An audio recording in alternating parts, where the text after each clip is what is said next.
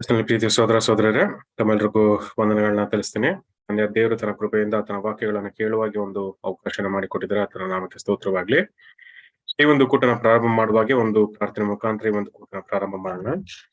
ಸಹೋದರಂತ ಅಮಲ್ನಾಥ್ ಅವನವರು ಪ್ರಾರ್ಥನೆ ಮಾಡ್ಬೇಕಾಗಿ ಕೇಳ್ಕೊಳ್ತೇನೆ.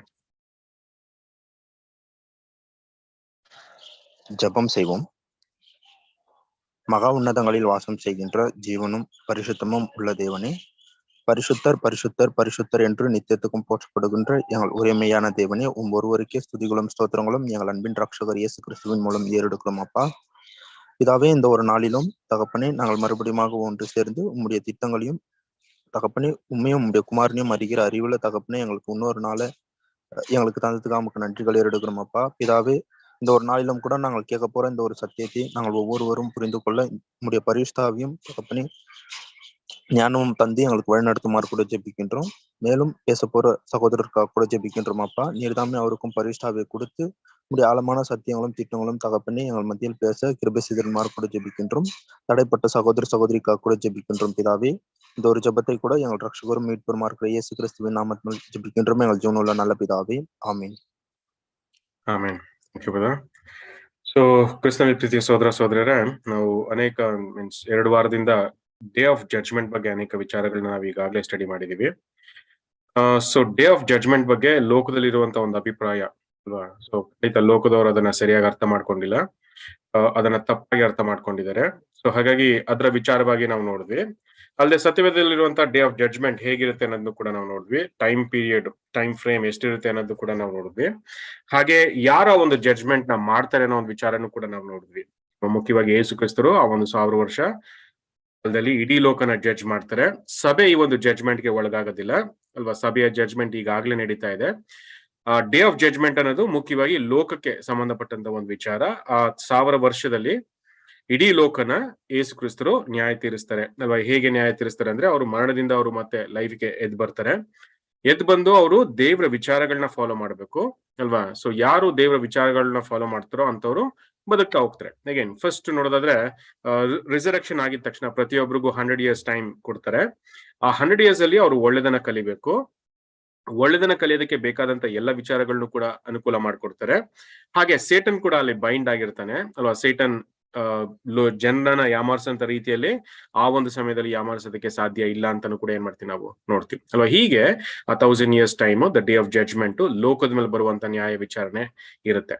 ಸೊ ಹಾಗಾಗಿ ಇನ್ನೂ ಹಲವಾರು ಉದಾಹರಣೆಗಳನ್ನ ನಾವು ನೋಡಿದ್ವಿ. ಏನಂದ್ರೆ, ಜಡ್ಜ್ ನ ಯಾಕೆ ದೇವರು ನೇಮಿಸ್ತಾರೆ ಅನ್ನೋ ಒಂದು ಥಾಟ್ ನು ಕೂಡ ನಾವು ನೋಡಿದ್ವಿ ಅಲ್ವಾ? ಯೂಶಲಿ ಯಾವಾಗೆಲ್ಲ ಇಸ್ರಾಯೇಲ್ ಜನ ಕಷ್ಟಕ್ಕೆ ಒಳಗಾದ್ರು, ಕಷ್ಟದ ಸಮಯದಿಂದ ಅವರನ್ನ ಪಾರ್ ಮಾಡೋದಕ್ಕೋಸ್ಕರ ದೇವರು ನ್ಯಾಯಾಧಿಪತಿಗಳನ್ನ, ಜಡ್ಜಸ್ ನ ನೇಮಿಸಿದ್ರು ಅಂತಾನು ಕೂಡ ಏನ್ ಮಾಡ್ತೀವಿ ನಾವು ನೋಡ್ತೀವಿ. ಹೇಗೆ ನೋಡೋದಾದ್ರೆ, ದೇವರು ನ್ಯಾಯಾಧಿಪತಿಗಳನ್ನ ನೇಮಿಸುವಂತ ಉದ್ದೇಶ ಒಳ್ಳೇದ್ ಮಾಡೋದಕ್ಕೆ, ಅವ್ರನ್ನ ರಕ್ಷಣೆ ಮಾಡೋದಕ್ಕೆ. ಹಾಗಾಗಿ ಈಗ ನಮ್ಗೆ ಯೇಸು ಕ್ರಿಸ್ತರನ್ನ ಒಂದು ಜಡ್ಜ್ ಆಗಿ ಕೊಟ್ಟಿದ್ದಾರೆ. ಅವರು ಕೂಡ ಅಲ್ವಾ ಒಳ್ಳೇದನ್ನ ಮಾಡೋದಕ್ಕೋಸ್ಕರನೇ ಅವರು ಬರ್ತಾರೆ. ಅಗೇನ್ ಲೋಕ ತಿಳ್ಕೊಂಡಿರೋಂತ ರೀತಿಯಲ್ಲಿ ನಾಶ ಮಾಡೋದಕ್ಕೋಸ್ಕರ ಅವರು ಬರ್ದಿರ, ಅವರು ಒಳ್ಳೇದನ್ನ ಮಾಡೋದಕ್ಕೆ ಬರ್ತಾರೆ ಅಲ್ವಾ? ಯಾವ ರೀತಿಯಾಗಿ ಅಂತ ನೋಡೋದಾದ್ರೆ, ಇಲ್ಲಿವರೆಗೂ ಪಾಪದ ವಿಚಾರಗಳನ್ನ ಅರ್ಥಕೊಂಡಿದ್ದಂತ ಮನುಷ್ಯರಿಗೆ ಅಲ್ವಾ ಒಳ್ಳೆ ವಿಚಾರಗಳನ್ನ ಪರಿಚಯ ಮಾಡ್ತಾರೆ ಅಲ್ವಾ? ಅನುಭವದ ಮುಖಾಂತರ ಅವ್ರು ಒಳ್ಳೆ ವಿಚಾರಗಳನ್ನ ತಿಳ್ಕೊಳ್ಳೋದಕ್ಕೆ ಅವಕಾಶ ಕೂಡ ಆಗುತ್ತೆ ಅಂತಾನು ಕೂಡ ಏನ್ ಮಾಡ್ತೀವಿ ನಾವು ನೋಡ್ತೀವಿ. ಅಷ್ಟು ವಿಚಾರಗಳನ್ನ ನಾವು ನೋಡಿದ್ವಿ. ಹೇಗೆ ನೋಡೋದಾದ್ರೆ, ಅಲ್ಲಿ ಆ ಜಜ್ಮೆಂಟ್ ಅಲ್ಲಿ ಹೇಗಿರುತ್ತೆ ಅನ್ನೋದು ಕೂಡ ನಾವು ನೋಡಿದ್ವಿ ಅಲ್ವಾ? ಜಜ್ಮೆಂಟ್ ಅನ್ನುವಾಗ ಒಂದು ಸೆಂಟೆನ್ಸ್, ಒಂದು ಟ್ರಯಲ್ ಅಂಡ್ ಒಂದು ಸೆಂಟೆನ್ಸ್ ಇರಬೇಕು. ಅಂದ್ರೆ ಫಸ್ಟ್ ಅವ್ರು ಮಾಡಿದಂತ ಕಾರ್ಯಗಳ ವಿಚಾರಣೆ ಆಗ್ಬೇಕು, ಆಮೇಲೆ ಅವ್ರಿಗೆ ಒಂದು ಶಿಕ್ಷೆನ ಕೊಡುವಂಥದ್ದು, ಸೆಂಟೆನ್ಸ್ ನ ಕೊಡುವಂಥದ್ದು ಕೂಡ ಏನ್ ಮಾಡ್ತೀವಿ ನಾವು ನೋಡ್ತೀವಿ. 2 ಪ್ರೋಸೆಸ್ ಇರ್ಲೇಬೇಕು ಜಡ್ಜ್ಮೆಂಟ್ ಅನ್ನುವಾಗ. ಟ್ರಯಲ್ ಅಂಡ್ ಸೆಂಟೆನ್ಸ್ ಅಂತ ಏನ್ ಮಾಡ್ತೀವಿ ನಾವು ನೋಡ್ತೀವಿ ಅಲ್ವಾ? ಆದಾಮ್ಗೂ ಕೂಡ ಇದಿತ್ತು ಅಲ್ವಾ? ಆದಾಮ್ಗೆ ಆ ಮರದ ಹಣ್ಣನ್ನ ತಿನ್ಬೇಡ ಅಂತ ಹೇಳಿದ್ರು ಅಲ್ವಾ? ಅವ್ರು ತಿಂದಿದ್ಗೆ ಅವರು ಅದಕ್ಕೆ ಪ್ರತಿಫಲವಾಗಿ ಸಾಯುವಂತ ಒಂದು ಕಾರ್ಯ ಕೂಡ ಆಯ್ತು. ದ ಟ್ರಯಲ್ ಅಂಡ್ ಸೆಂಟೆನ್ಸ್ ಅಂತ ಏನ್ ಮಾಡ್ತೀವಿ ನಾವು ನೋಡ್ತೀವಿ. ಅದೇ ತರ ಸಿಮಿಲರ್ ಫೇಸ್ ಅಲ್ಲಿ ಲೋಕದ ಜನರ ಮೇಲೂ ಕೂಡ ಇದೇ ರೀತಿಯಂತ ಒಂದು ಕಾರ್ಯಗಳಾಗ್ತವೆ ಅಲ್ವಾ? ಅವ್ರು ಮರಣದಿಂದ ಎದ್ದು ಬರುವಾಗ ಅವರು ದೇವರ ವಿಚಾರಗಳಿಗೆ ಒಬಿಡಿಯಂಟ್ ಆಗಿರ್ಬೇಕು.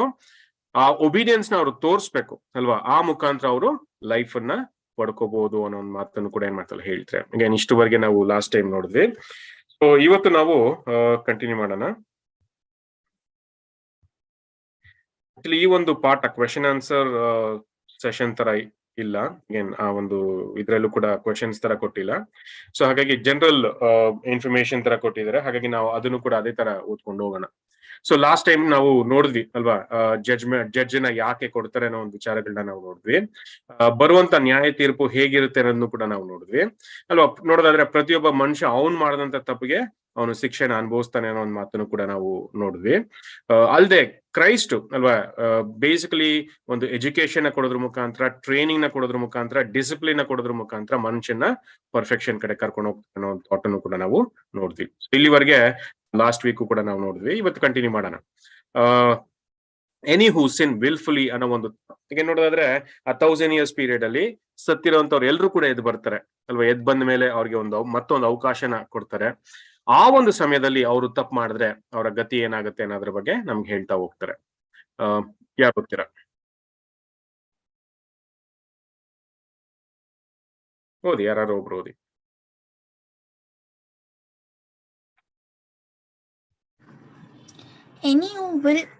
Any who sin willfully against full light and ability will perish in the second death. And should anyone during that age of trial, under its full blaze of light, spurn the offered favors and make no progress toward perfection for 100 years, he will be reckoned unworthy of life and will be cut off. At 100 years, he would be in the period of comparative childhood. Thus it is written of that day, as a lad shall one die 100 years old, as a sinner shall be accursed he who dieth at 100 years old. Isaiah 65:20. Thus, all must have at least 100 years of trial. And if not so, brother, ಏನದು? Okay. Thus all must have at least 100 years of trial, and if not so, obstinate as to refuse to make progress. Their trial will continue throughout the entire day of Christ, reaching a culmination only at its close. Okay, ಈಗ ಇಲ್ಲಿ ಮುಖ್ಯವಾಗಿ ಕೆಲವೊಂದು ವಿಷಯಗಳನ್ನ ಹೇಳ್ತಾರೆ. ಈಗಾಗಲೇ resurrection process ಬಗ್ಗೆ ಮಾತಾಡ್ತಾರೆ ಅಲ್ವಾ. ಸತ್ತಿರೋಂಥವ್ರು ಎಲ್ರು ಕೂಡ ಎದ್ದು ಬರ್ತಾರೆ ಅಲ್ವಾ. ಎದ್ದು ಬಂದ್ಮೇಲೆ ಅವ್ರಿಗೆ ಒಂದು ಅವಕಾಶನ ಕೊಡ್ಬೇಕು. ಸೊ ಇದಕ್ಕೆ ಸಪೋರ್ಟಿವ್ ಆಗಿ ನಮ್ಗೆ ಐಸಾಯ 65th chapter 20th verse ಅಲ್ಲಿ ಕೆಲವೊಂದು ವಿಚಾರಗಳನ್ನ ಹೇಳ್ತಾರೆ. ಆ ವಚನನೇ ಕೂಡ ಇಲ್ಲಿ ಎಕ್ಸ್ಪ್ಲೇನ್ ಕೂಡ ಮಾಡ್ತಾರೆ. ಐಸಾಯ 65:20. ಕೆಲವು ದಿವಸ ಮಾತ್ರ ಬದುಕತಕ್ಕ ಕೂಸಾಗಲಿ, ವಯಸ್ಸಾಗದೆ ಮುದುಕನಾದವನಾಗಲಿ ಅಲ್ಲಿ ಇರುವುದಿಲ್ಲ. ಸೊ ಪರ್ಟಿಕ್ಯುಲರ್ ಆಗಿ ನೋಡೋದಾದ್ರೆ ರಿಸರೆಕ್ಷನ್ ಪ್ರಾಸೆಸ್ ಪ್ರಾರಂಭ ಆದ್ಮೇಲೆ ಅಲ್ವಾ, ಮನುಷ್ಯರು ಹೇಗಿರ್ತಾರೆ ಅಂತ ನೋಡೋದಾದ್ರೆ ಅವರು ತೀರಾ ಚಿಕ್ಕವರಾಗೂ ಅಥವಾ ತೀರಾ ವಯಸ್ಸಾದವರಾಗೂ ಇರಲ್ಲ. ಪ್ರತಿಯೊಬ್ಬರಿಗೂ ಒಂದು 100 years ಟೈಮ್ ಏನ್ ಮಾಡ್ತಾರೆ ಅಲ್ಲಿ ಕೊಡ್ತಾರೆ ಅನ್ನೋ ಮಾತನ್ನು ಕೂಡ ಏನ್ ಮಾಡ್ತಾರೆ ಹೇಳ್ತಾರೆ. ಸೊ ಬೇಸಿಕಲಿ ಪ್ರತಿಯೊಬ್ಬರಿಗೂ ಅಲ್ವಾ 100 years ಟೈಮ್ ನ ಒಂದು ಟ್ರಯಲ್ ಟೈಮ್ ಆಗಿ ಕೊಡ್ತಾರೆ ಅಲ್ವಾ. ರಿಸರೆಕ್ಷನ್ ಆದ್ಮೇಲೆ ಅವ್ರಿಗೆ 100 years ಕೊಟ್ಟು ಆ 100 years ಅಲ್ಲಿ ಹೇಗೆ ಅವರು ಜೀವಿಸ್ತಾರೆ ಅನ್ನೋದನ್ನ ನೋಡ್ತಾರೆ. ಅಷ್ಟೆಲ್ಲ ಒಳ್ಳೆ ವಿಚಾರಗಳನ್ನ ಹೇಗೆ ಅವರು ಅಭ್ಯಾಸ ಮಾಡ್ತಾರೆ ಅನ್ನೋ ಒಂದು ಥಾಟ್ ಅನ್ನು ಕೂಡ ಏನ್ ಮಾಡ್ತಾರೆ ಹೇಳ್ತಾರೆ. ಅಷ್ಟೆಲ್ಲ ಅಲ್ಲಿ ಈಗ ನೋಡೋದಾದ್ರೆ ಈ ರೀತಿಯಾಗಿ ಒಂದು 1000 years ಅವಕಾಶನ ಕೊಟ್ಟು ಅವ್ರಿಗೆ ಒಳ್ಳೆ ಅಂಡರ್ಸ್ಟ್ಯಾಂಡಿಂಗ್ ಕೂಡ ಏನ್ ಮಾಡ್ತಾರೆ ಕೊಡ್ತಾರೆ ಅಲ್ವಾ. ಬೇಸಿಕಲಿ ಇದೆಲ್ಲ ಮಾಡುವಂತ ಒಂದು ಕಾರ್ಯ ನೋಡೋದಾದ್ರೆ ಅವರು ಒಳ್ಳೆಯವರಾಗಿ ಬೆಳಿಬೇಕು, ಒಳ್ಳೆ ವಿಚಾರಗಳನ್ನ ಆಯ್ಕೆ ಮಾಡ್ಕೋಬೇಕು ಅನ್ನೋದೇ ಅದರ ಉದ್ದೇಶ. ಅಕಸ್ಮಾತ್ ಈ ಒಂದು 100 years ಟೈಮಲ್ಲೂ ಕೂಡ ಅಗೇನ್ ನಾನು ಒಳ್ಳೆಯವನಾಗಕ್ಕೆ ಇಷ್ಟನೇ ಇಲ್ಲ, ನಾನು ದೇವ್ರು ಹೇಳ್ದಂತ ರೀತಿಯಲ್ಲಿ ನಡೆಯೋದಕ್ಕೆ ಇಷ್ಟನೇ ಇಲ್ಲ, ನಾನು ದೇವಿಗೆ ವಿರೋಧಿ ಆಗ್ತೀನಿ ಅನ್ನೋ ತರ ಒಂದು ಥಾಟ್ಸ್ ಆಗೋದಿರ್ಬೋದು. ಅಥವಾ ನಾನು ಬೇಕಂತ ಮತ್ತೆ ನನ್ನ ಪಾಪನೇ ನನಗೆ ಇಷ್ಟ, ನಾನು ಅದೇ ರೀತಿಯಂತ ಒಂದು ಪಾಪದ ಪರಿಸ್ಥಿತಿಯಲ್ಲಿ ನಾನು ಇರ್ತೀನಿ ಅನ್ನೋ ತರ ಒಂದು ವಿಷಯ ಆಗಿರ್ಬೋದು. ಈ ತರ ಒಂದು ಪರಿಸ್ಥಿತಿಗಳು ಬರುವಾಗ ಅಲ್ಲಿ ಅವ್ರಿಗೆ ಬೇರೆ ರೀತಿಯಂತ ಒಂದು ರಕ್ಷಣೆನ ಕೊಡೋದಕ್ಕೆ ಸಾಧ್ಯ ಆಗದಿರೋಂತ ಒಂದು ಕಾರಣಕ್ಕೆ ಅವರನ್ನ ಎರಡನೇ ಮರಣಕ್ಕೆ ಆಗ್ತಾರೆ ಅಂತಾನು ಕೂಡ ಏನ್ ಮಾಡ್ತೀವಿ ನಾವು ನೋಡ್ತೀವಿ. ಅಗೇನ್ ಎರಡನೇ ಮರಣನ ಯಾಕೆ ಎರಡನೇ ಮರಣ ಅಂತ ಕರೀತಾರೆ ಅಂತ ನೋಡೋದಾದ್ರೆ, ಎಲ್ಲಾ ಮನುಷ್ಯರು ಕೂಡ ಈಗ ಆದಾಮ್ನಲ್ಲಿ ಸತ್ತೋಗ್ಬಿಟ್ಟಿದ್ದಾರೆ. ಅದನ್ನ ಫಸ್ಟ್ ಡೆತ್ ಅಂತಾನು ಕೂಡ ಏನ್ ಮಾಡ್ತಾರೆ ಕರೀತಾರೆ ಅಲ್ವಾ. ಹಾಗೆ ಈಗ ನೆಕ್ಸ್ಟ್ ನೋಡೋದಾದ್ರೆ ಯೇಸು ಕ್ರಿಸ್ತರ ರ್ಯಾನ್ಸಮ್ ಸ್ಯಾಕ್ರಿಫೈಸ್ ಕೊಟ್ಟಾದ್ಮೇಲೆ, ಆ ರ್ಯಾನ್ಸಮ್ ಸ್ಯಾಕ್ರಿಫೈಸ್ ಇಡೀ ಲೋಕಕ್ಕೆ ಅಪ್ಲೈ ಆದ್ಮೇಲೆ ಮನುಷ್ಯ ಏನ್ ಮಾಡ್ತಾನೆ, ಮರಣದಿಂದ ಎದ್ದು ಬರ್ತಾನೆ ಅಲ್ವಾ. ಎದ್ದು ಬಂದಾಗ ಅವನಿಗೆ ಸೆಕೆಂಡ್ ಚಾನ್ಸ್ ಸಿಕ್ಕತ್ತೆ. ಆ ಸೆಕೆಂಡ್ ಚಾನ್ಸ್ ಅಲ್ಲಿ ಅವನು ಒಳ್ಳೆಯವನಾಗ್ತಾ ಹೋಗ್ಬೇಕು.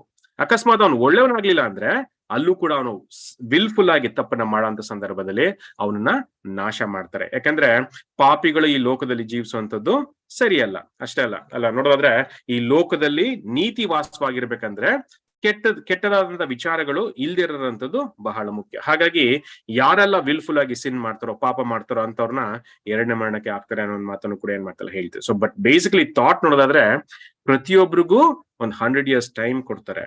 ಆ 100 years ಅಲ್ಲಿ ಚೇಂಜ್ ಆಗೋದಕ್ಕೆ ಬೇಕಾದಂತ ಎಲ್ಲ ವ್ಯವಸ್ಥೆಗಳನ್ನು ಕೂಡ ಮಾಡ್ಕೊಡ್ತಾರೆ. ಸೇಟನ್ನು ಕೂಡ ಅಲ್ಲಿ ಬೈಂಡ್ ಮಾಡಿರ್ತಾರೆ ಅಲ್ವಾ. ಹಾಗಾಗಿ ಈ ರೀತಿಯಂತ ಒಂದು ಪರಿಸ್ಥಿತಿನ ಅಲ್ಲಿ ಕ್ರಿಯೇಟ್ ಮಾಡಿರ್ತಾರೆ. ಅಕಸ್ಮಾತ್ ಇಂಥ ಪರಿಸ್ಥಿತಿನ ಉಪಯೋಗಿಸ್ಕೊಳ್ದಿರಾ ಅಲ್ವಾ, ನಾನು ಪಾಪಿ ಆಗೇ ಇರ್ತೀನಿ, ನಾನು ಪಾಪನೇ ಮಾಡ್ತೀನಿ ಅಂದ್ರೆ ಅವ್ರನ್ನ ಸಂಪೂರ್ಣವಾಗಿ ನಾಶ ಮಾಡೋದು ಬಿಟ್ರೆ ಬೇರೆ ದಾರಿ ಇಲ್ಲ ಅನ್ನೋ ಒಂದು ಥಾಟ್ ಅನ್ನು ಕೂಡ ಏನ್ ಮಾಡ್ತೀವಿ ನಾವು ನೋಡ್ತೀವಿ. ಸೊ ಹಾಗಾಗಿ ಪ್ರತಿಯೊಬ್ರಿಗೂ ಏನಾಗತ್ತೆ 100 years ಅವಕಾಶ ಸಿಕ್ಕತ್ತೆ.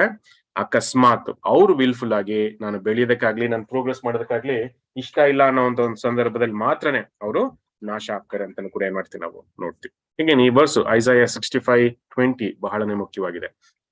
ಏನಕ್ಕಂತ ನೋಡೋದಾದ್ರೆ ರಿಸರೆಕ್ಷನ್ ಪ್ರಾಸೆಸ್ ಹೇಗಿರುತ್ತೆ ಅನ್ನೋದನ್ನ ನಮ್ಗೆ ತಿಳಿಸ್ತಾರೆ ಅಲ್ವಾ. ಸತ್ತಿರಂತವ್ರು ಎದ್ದು ಬರುವಾಗ ಅವ್ರಿಗೆ ಟ್ರಯಲ್ ಟೈಮ್ ಆಗಿ 100 years ಕೊಡುವಂತದ್ದು, ಆ ಟೈಮಲ್ಲಿ ಏನ್ ಮಾಡ್ತಾರೆ ಅನ್ನೋ ಒಂದು ವಿಚಾರಗಳನ್ನು ಕೂಡ ಹೇಳೋದಕ್ಕೆ ಈ ಒಂದು ವರ್ಸ್ ಪರ್ಟಿಕ್ಯುಲರ್ ಆಗಿ ನಮ್ಗೆ ಸಪೋರ್ಟಿವ್ ಆಗಿದೆ ಅಲ್ವಾ. ಈ ರೀತಿಯಂತ ಒಂದು ಅವಕಾಶಗಳನ್ನ ಅಲ್ಲಿ ಕೊಡ್ತಾರೆ. ಅಷ್ಟೆಲ್ಲ ಒಂದು ಸೆಕೆಂಡ್ ಡೆತ್ ಬಗ್ಗೆನೂ ಕೂಡ ನಾವು ಇಲ್ಲಿ ನೋಡೋದಕ್ಕಾಗತ್ತೆ. ನೆಕ್ಸ್ಟ್ ಕಂಟಿನ್ಯೂ ಮಾಡೋಣ. ನೆಕ್ಸ್ಟ್ ಅಲ್ಲಿ ನಮ್ಗೆ ಏನ್ ಹೇಳ್ತಾರೆ ಅನ್ನೋದು ನೋಡೋಣ. ಯಾರು ಓದ್ತೀರಾ? ನೆಕ್ಸ್ಟ್ ಯಾರು ಓದಿ.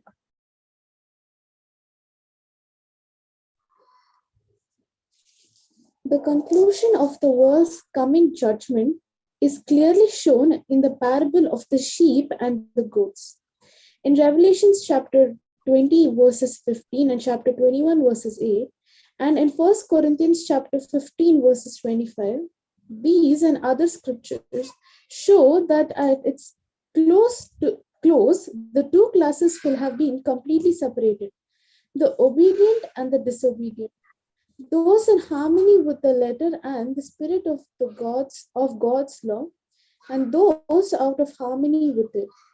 They enter into everlasting life, and the others are remanded to death, extinction, second life. The same sentence as in the first judgment, from which they had been reckonedly released by Christ, who secured the right to release them by the giving of their ransom by his death. This will be their second death. No ransom will be given for them, and there will be no release or resurrection for them. Their sin being a willful individual sin against full light and opportunity under a most favorable individual trial. Okay, so ಹಾಗಾಗಿ the conclusion of the world's coming judgment is clearly shown ಅಂತಾನು ಕೂಡ ಏನ್ ಮಾಡ್ತಾ ಹೇಳ್ತಾರೆ. Again ಈ parable ನಮ್ಗೆ ಗೊತ್ತಿದೆ, Matthew 25 chapter 31 to 46 ಅಲ್ಲಿ ಮುಖ್ಯವಾಗಿ ಯೇಸು ಕ್ರಿಸ್ತರು ಒಂದು ವಿಚಾರನ ಹೇಳ್ತಾರೆ. ಅಂದ್ರೆ ಯೇಸು ಕ್ರಿಸ್ತರು ಬಂದು ಏನ್ ಮಾಡ್ತಾರೆ, ಕುರಿಗಳನ್ನ ಮತ್ತೆ ಮೇಕೆಗಳನ್ನ ಸಪರೇಟ್ ಮಾಡುವಂತ ಒಂದು ಪ್ಯಾರಬಲ್. ಕುರಿಗಳು ತನ್ನ ಬಲಗಡೆಯಲ್ಲಿ, ಮೇಕೆಗಳು ತನ್ನ ಎಡಗಡೆಯಲ್ಲಿ ಏನ್ ಮಾಡ್ತಾರೆ, ಸೆಗ್ರಿಗೇಟ್ ಮಾಡ್ತಾರೆ, ಸಪರೇಟ್ ಮಾಡ್ತಾರೆ. ಸೊ ಬೇಸಿಕಲಿ ಈ ಒಂದು ಪ್ಯಾರಬಲ್ ಯಾವ ವಿಚಾರಗಳನ್ನ ಮಾತಾಡ್ತಿದೆ ಅಂತ ನೋಡೋದಾದ್ರೆ ಅದು ಈ ಲೋಕಕ್ಕೆ ಆಗುವಂತ ಒಂದು ಜಡ್ಜ್ಮೆಂಟ್, ನ್ಯಾಯ ವಿಚಾರಣದ ಬಗ್ಗೆ ಮಾತಾಡ್ತಿದ್ರೆ. ಅಲ್ಲಿ ಕುರಿಗಳು ಅನ್ನೋದನ್ನ ಅಗೇನ್ ಅಫ್ಕೋರ್ಸ್ ಜನರು, ಅವರು ಆ ಜನರು ಯಾವ ರೀತಿಯಾಗಿ ಅಥವಾ ಯಾವ ಕಾರಣಕ್ಕೋಸ್ಕರ ಅಲ್ಲಿ ರೈಟ್ ಸೈಡ್ ಗೆ ಹೋಗ್ತಾರೆ ಅಂತ ನೋಡೋದಾದ್ರೆ ಬಿಕಾಸ್ ಆಫ್ ಒಬೀಡಿಯನ್ಸ್ ಅಂತಾನು ಕೂಡ ಏನ್ ಮಾಡ್ತೀವಿ ನಾವು ನೋಡ್ತೀವಿ. ಸೊ ಬೇಸಿಕಲಿ ಯಾರು ದೇವರ ವಿಚಾರಗಳನ್ನ ಅರ್ಥ ಮಾಡ್ಕೊಂಡು, ಅಗೇನ್ ಆಫ್ಟರ್ ರಿಸರೆಕ್ಷನ್ ಆ 100 years ಟೈಮ್ ಅಲ್ಲಿ ದೇವರ ವಿಚಾರಗಳನ್ನ ತಿಳ್ಕೊಂಡು ಒಳ್ಳೆದನ್ನ ಮಾಡೋದನ್ನ ಅಭ್ಯಾಸ ಮಾಡ್ಕೊಳ್ತಾರೋ, they are called as obedient of God. ಅವರು ಎಂತ ಯೇಸು ಕ್ರಿಸ್ತರ ಬಲಗಡೆಯಲ್ಲಿ ಹೋಗ್ತಾರೆ ಅನ್ನೋ ಒಂದು ಮಾತನ್ನು ಕೂಡ ಏನ್ ಮಾಡ್ತೀವಿ ನಾವು ನೋಡ್ತೀವಿ. ಸೊ ಯೂಶಲಿ ರೈಟ್ ಹ್ಯಾಂಡ್ ಅನ್ನೋದು ಇಟ್ ಈಸ್ ಏನಂತೆ ಒಂದು ಫೇವರ್ ಅಂತಾನು ಕರೀತಾರೆ ಅಲ್ವಾ. It is a sign of favour. ಹಾಗಾಗಿ ರಕ್ಷಣೆನ ಹೊಂದುವಂತ ಒಂದು ಜಾಗ ಅಂತಾನು ಕೂಡ ಏನ್ ಮಾಡ್ತಾರೆ ಹೇಳ್ತಾರೆ. ಸೊ ಹಾಗಾಗಿ ಇವ್ರನ್ನ ಒಬೀಡಿಯಂಟ್ ಆಫ್ ಗಾಡ್ ಅಂತಾನು ಕೂಡ ಏನ್ ಮಾಡ್ತಾರೆ ಕರೀತಾರೆ. ಸೊ ಹಾಗಾಗಿ ಯಾರೆಲ್ಲ ಒಳ್ಳೆದನ್ನ ಮಾಡೋಂಥದ್ದು ಅಭ್ಯಾಸನ ಮಾಡ್ಕೊಳ್ತಾರೋ ಅವರು ಯೇಸು ಕ್ರಿಸ್ತರ ಬಲಗಡೆ ಹೋಗ್ತಾರೆ. They are called as obedient ಅಂತಾನು ಕೂಡ ಏನ್ ಮಾಡ್ತೀವಿ ನಾವು ನೋಡ್ತೀವಿ. ಅದೇ ತರ ಯಾರೆಲ್ಲ ದೇವ್ರು ಹೇಳಿದಂತ ವಿಚಾರಗಳಲ್ಲಿ ಇಷ್ಟಪಡ್ತೀರಾ, ಅವರು ಪಾಪನೆ ಅನುಸರಣೆ ಮಾಡ್ತಾರೋ ಅಂತವ್ರನ್ನ ಡಿಸೊಬೀಡಿಯಂಟ್ ಅಂತಾನು ಕೂಡ ಕರೀತಾರೆ. ಅವ್ರನ್ನ ಲೆಫ್ಟ್ ಸೈಡ್ ಅಲ್ಲಿ ಅಲ್ವಾ ಸೆಗ್ರಿಗೇಟ್ ಮಾಡುವಂತ ಒಂದು ರೀತಿಯಲ್ಲಿ ಒಂದು ಪ್ಯಾರಬಲ್ ಹೇಳಂತದ್ನ ನಾವು ನೋಡ್ತೀವಿ. ಸೊ ಬೇಸಿಕಲಿ ಕುರಿಗಳು ಬಲಗಡೆ ಇರ್ತವೆ, ಮೇಕೆಗಳು ಎಡಗಡೆ ಇರ್ತವೆ. ಅಗೇನ್ ಯೂಸ್ ಮಾಡಿರುವಂತ ಸಿಂಬಾಲಿಸಮ್ ಕೂಡ ಬ್ಯೂಟಿಫುಲ್ ಆಗಿದೆ. ಕುರಿಗಳು ಅನ್ನುವಾಗ they are always obedient to God and Jesus Christ ಅಂತಾನು ಕೂಡ ಏನ್ ಮಾಡ್ತೀವಿ ನಾವು ನೋಡ್ತೀವಿ. ಯೂಶಲಿ ಕುರಿಗಳು ಅನ್ನುವಾಗ ದೇ ಫಾಲೋ ದ ಶೆಪರ್ಡ್ ಅಲ್ವಾ. Wherever the shepherd goes ಕುರುಬ ಎಲ್ಲೋದ್ರೂ ಕೂಡ ಆ ಕುರಿಗಳು ಆ ಕುರುಬನ್ನ ಹಿಂಬಾಲಿಸ್ತವೆ ಅಂತಾನು ಕೂಡ ಏನ್ ಮಾಡ್ತೀವಿ ನಾವು ನೋಡ್ತೀವಿ. ಬಟ್ ಮೇಕೆಗಳು ಹಾಗಲ್ಲ. ಮೇಕೆಗಳು ಯೂಶಲಿ ಯಾರನ್ನು ಫಾಲೋ ಮಾಡಲ್ಲ, ತಮ್ಮದೇ ಆದಂತ ಒಂದು ಮಾರ್ಗದಲ್ಲಿ ಏನ್ ಮಾಡ್ತಾರೆ, ನಡೀತಾರೆ ಅಲ್ವಾ. ಯೂಶಲಿ ಒಂದು ಸ್ಟಬ್ಬಾನ್ ಕ್ಯಾರೆಕ್ಟರ್ ಇರುವಂತವ್ರು ಅಲ್ವಾ. ಹಾಗೆ ಇಲ್ಲಿಯ ಒಂದು ಸ್ಟಬ್ಬಾನ್ನೆಸ್ ಹೇಗೆ ವ್ಯಕ್ತವಾಗುತ್ತೆ ಅಂತ ನೋಡೋದಾದ್ರೆ, ಅವ್ರಿಗೆ ಒಳ್ಳೇದನ್ನ ತಿಳಿಸ್ಕೊಟ್ರೂ ಸಹ ಒಳ್ಳೇದನ್ನ ಆಯ್ಕೆ ಮಾಡಿದ್ರ ಅವರು ಪಾಪನ ಮಾಡುವಂತ ಒಂದು ಮನಸ್ಥಿತಿನ ಬೆಳೆಸ್ಕೊಳ್ತಾರೆ ಅಲ್ವಾ. ಆ ಮುಖಾಂತರ ಅವರು ದೇವ್ರಿಗೆ ಡಿಸೊಬೀಡಿಯಂಟ್ ಆಗ್ತಾರೆ ಅಂತಾನು ಕೂಡ ಏನ್ ಮಾಡ್ತೀವಿ ನಾವು ನೋಡ್ತೀವಿ ಅಲ್ವಾ. ಹೀಗೆ ಅವರ ನ್ಯಾಯ ವಿಚಾರಣೆ ನಡೆಯುತ್ತೆ. ಹೀಗೆ ಅಲ್ಲಿ 2 ಕ್ಲಾಸ್ ಆಫ್ ಪೀಪಲ್ ಅಲ್ವಾ ಸೆಗ್ರಿಗೇಟ್ ಆಗುವಂತದ್ನು ಕೂಡ ನಾವು ನೋಡ್ತೀವಿ ಅಲ್ವಾ. ಒಬಿಡಿಯಂಟ್ ಆಗಿರುವಂತವ್ರು ಹಾಗೆ ಡಿಸೊಬಿಡಿಯಂಟ್ ಆಗಿರುವಂತವ್ರು. ಸೊ ಅಲ್ಟಿಮೇಟ್ಲಿ ಡಿಸೊಬಿಡಿಯಂಟ್ ಆಗಿರುವಂತವ್ರನ್ನ ಏನ್ ಮಾಡ್ತಾರೆ ಅಂತ ನೋಡೋದಾದ್ರೆ, ಅವರನ್ನ 2ನೇ ಮರಣಕ್ಕೆ ಹಾಕ್ತಾರೆ ಅಂತಾನು ಕೂಡ ಏನ್ ಮಾಡ್ತೀವಿ ನಾವು ನೋಡ್ತೀವಿ ಅಗೇನ್. ಸೊ ಹಾಗಾಗಿ ಈ ರೀತಿಯಾದ ಒಂದು ವಿಚಾರಗಳನ್ನ ಹೇಳ್ತಾರೆ. ಯಾಕೆಂತ ನೋಡೋದಾದ್ರೆ, ಮತ್ತೆ ಇನ್ನೊಂದು ರ್ಯಾನ್ಸಮ್ಸ್ ಕೊಡುವಂತ ಒಂದು ಅವಕಾಶ ಇಲ್ದಿರಂತ ಒಂದು ಕಾರಣಕ್ಕೆ ಆ ಇಂಡಿವಿಜುವಲ್ಸ್ ನ ಸಾಯಿಸ್ಲೇಬೇಕಾಗತ್ತೆ, ನಾಶನೆ ಮಾಡ್ಬೇಕಾಗತ್ತೆ ಅಲ್ವಾ. ಒಂದು ಅವಕಾಶ ಕೊಟ್ರು ಸರಿನೇ ಅವರು ತಿದ್ಕೊಳ್ತಾ ಇರೋಂತ ಒಂದು ಕಾರಣಕ್ಕೋಸ್ಕರ ಅಲ್ವಾ ಅವ್ರಿಗೆ ಈ ರೀತಿಯಾದಂತ ಒಂದು ನಾಶನ ಬರುತ್ತೆ ಅನ್ನೋ ಒಂದು ಮಾತನ್ನು ಕೂಡ ಏನ್ ಮಾಡ್ತೀವಿ ನಾವು ನೋಡ್ತೀವಿ.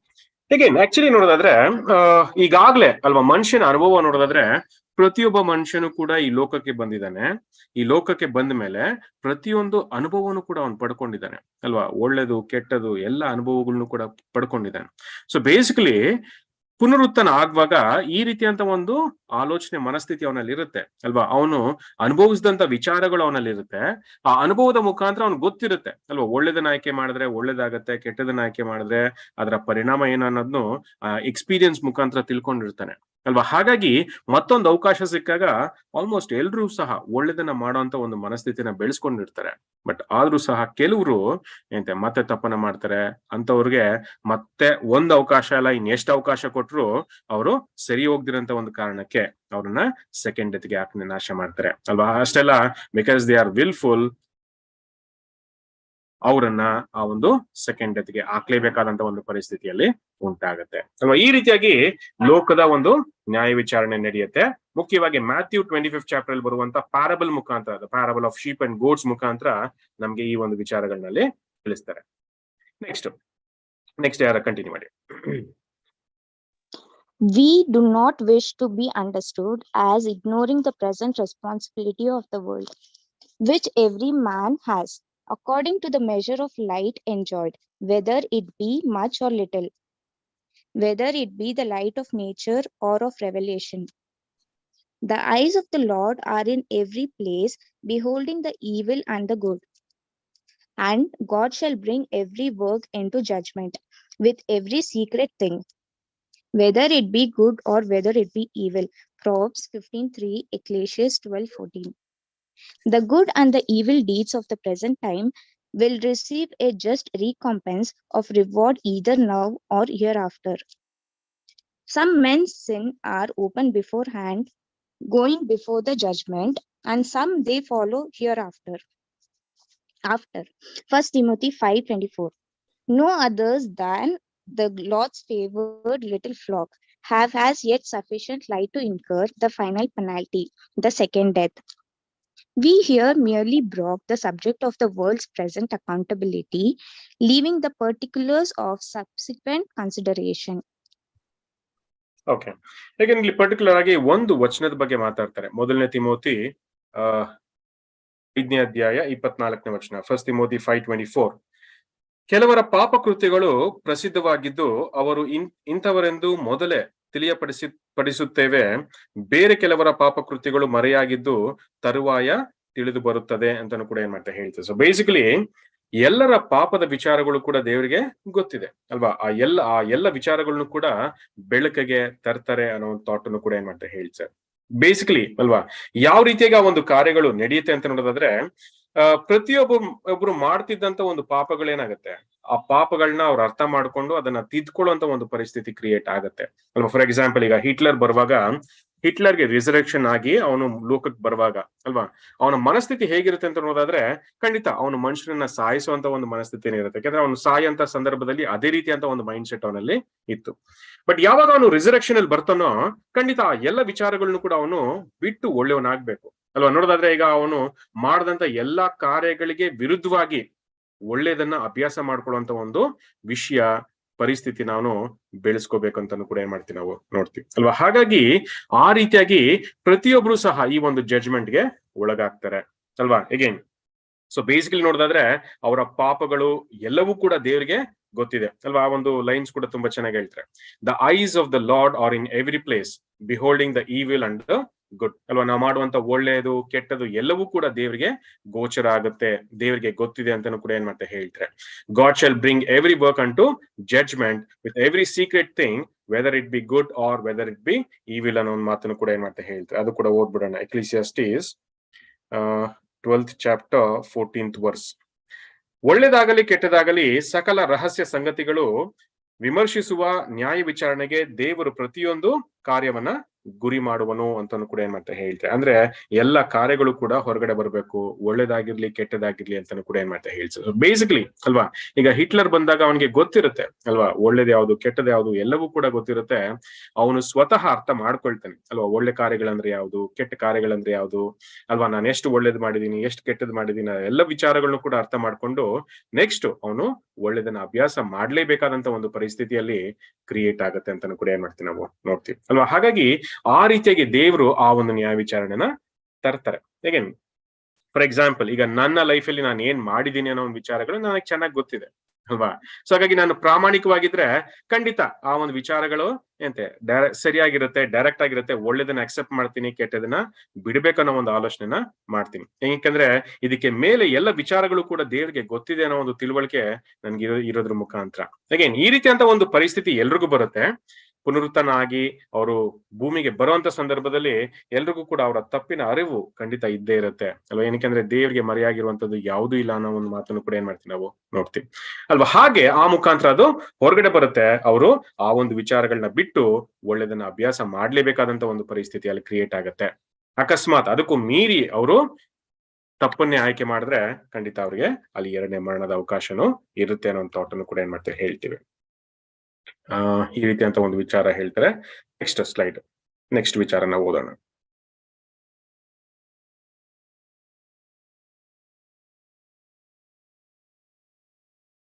ಓಕೆ, ನೆಕ್ಸ್ಟ್ ಯಾರು ಓದ್ತೀರಾ? ನೆಕ್ಸ್ಟ್ ಯಾರು ಓದಿ. A period of about 6,000 years intervenes between the world's first and second judgment day. And during this long period, God has been selecting two special classes from among men, and specially trying, discipline and training them to be his honored instruments during the period or day of the world's judgment.